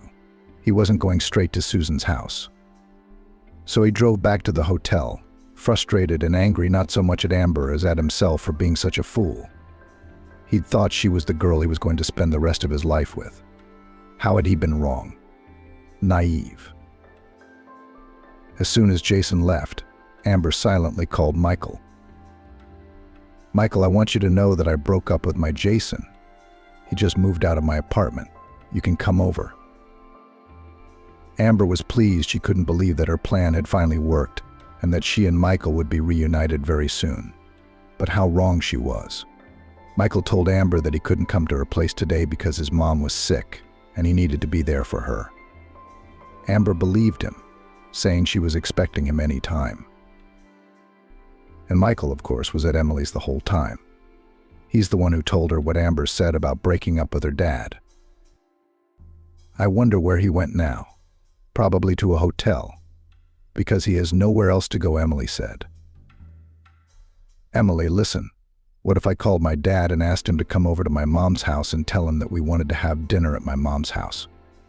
What do you think?" Michael suggested. "That's not a bad idea. Call him." Michael agreed, and Emily immediately dialed her father. "Dad, hey, what are you doing right now? Do you have time right now? Why don't you come over to Mom's?" We're planning on going over there too. We're going to sit around and drink tea from the samovar. Emily, would it be okay for me to go to her house uninvited? I was mean to her. Leaving her, Jason said, Dad, but Anthony and I are calling you, and I think she'll understand that we wanted to talk to Dad. All right, I'll be there in an hour, Jason replied. He had nothing to do at the hotel, so he agreed to spend time with the kids. Emily had time to tell her mother, and she and Michael went to Susan's house. Jason didn't lie, he came. It was awkward for him, but he managed with his agility, and they all sat down to drink tea from the samovar and play bingo. And after a while, Emily called Daddy to talk to her. Dad, I've got a rather complicated conversation to have with you about your Amber. I broke up with her today. She kicked me out of her apartment, said she didn't love me, Jason replied. I know how. I didn't turn on the recording on my phone. Yeah, I promise you. You leave my Michael, and I'm leaving your father. I don't love him. I only needed him to accomplish my goal, Amber said on the recording. Dad, Amber didn't love you at all. She only seduced you to get Michael away from me. She'd dated him before, but Michael dumped her when he met me. And I just found out all of this recently. You fell for her and hurt your mom, Emily said. Jason didn't say anything, but he didn't have much to say. In his defense, Michael had faked our breakup and told her that he was ready to go out with her again. She dumped you that same day, Dad. She's nothing. Emily finished and left the room. Jason remained standing alone in the room in silence. The next day evening, Emily walked Michael to work outside the airport. They met up with Amber. Emily purposely hugged Michael, kissing him. He reciprocated by kissing her too. Amber walked by them just then, and Emily had time to say, "You're too excited, sweetheart. You'll never see my Michael. He's mine and mine alone. You're a liar, Michael." Only now she realized that she had been tricked. You're not all about screwing around with men. You stole my father away from my family, so you're left with nothing, Emily added. She was glad that Amber was finally getting what she deserved. And she deserved to be left alone. Michael and Emily got married a few months later and went on their honeymoon in Los Angeles. Emily had long dreamed of visiting that city. After the honeymoon, they sold their 2 apartments and bought a large 2-story house. And a year later, they had a son who was named James. Emily was on maternity leave, and Michael continued to work as an airplane captain. Susan, mother-in-law, not immediately, but accepted her daughter-in-law into her family because she had no choice. Emily healed Susan's knee, for which she was also very grateful. It took Susan a while, but she forgave Jason, who had apologized to her 1,000 times and asked for permission to return to their family nest. Susan accepted him back and tried not to remember everything that had happened between him and his mistress, Amber. In fact, Amber's name was avoided in this family. Too much emotion had been stirred up by it so far. Anthony, Emily's younger brother, graduated from high school and entered the Massachusetts Institute of Technology. Amber quit her job at the airline where she and Michael worked together and left town for good. Their mutual acquaintances talked about Amber meeting her love and getting married too. But most importantly, she no longer bothered Emily, Michael, or Jason and Susan with her presence.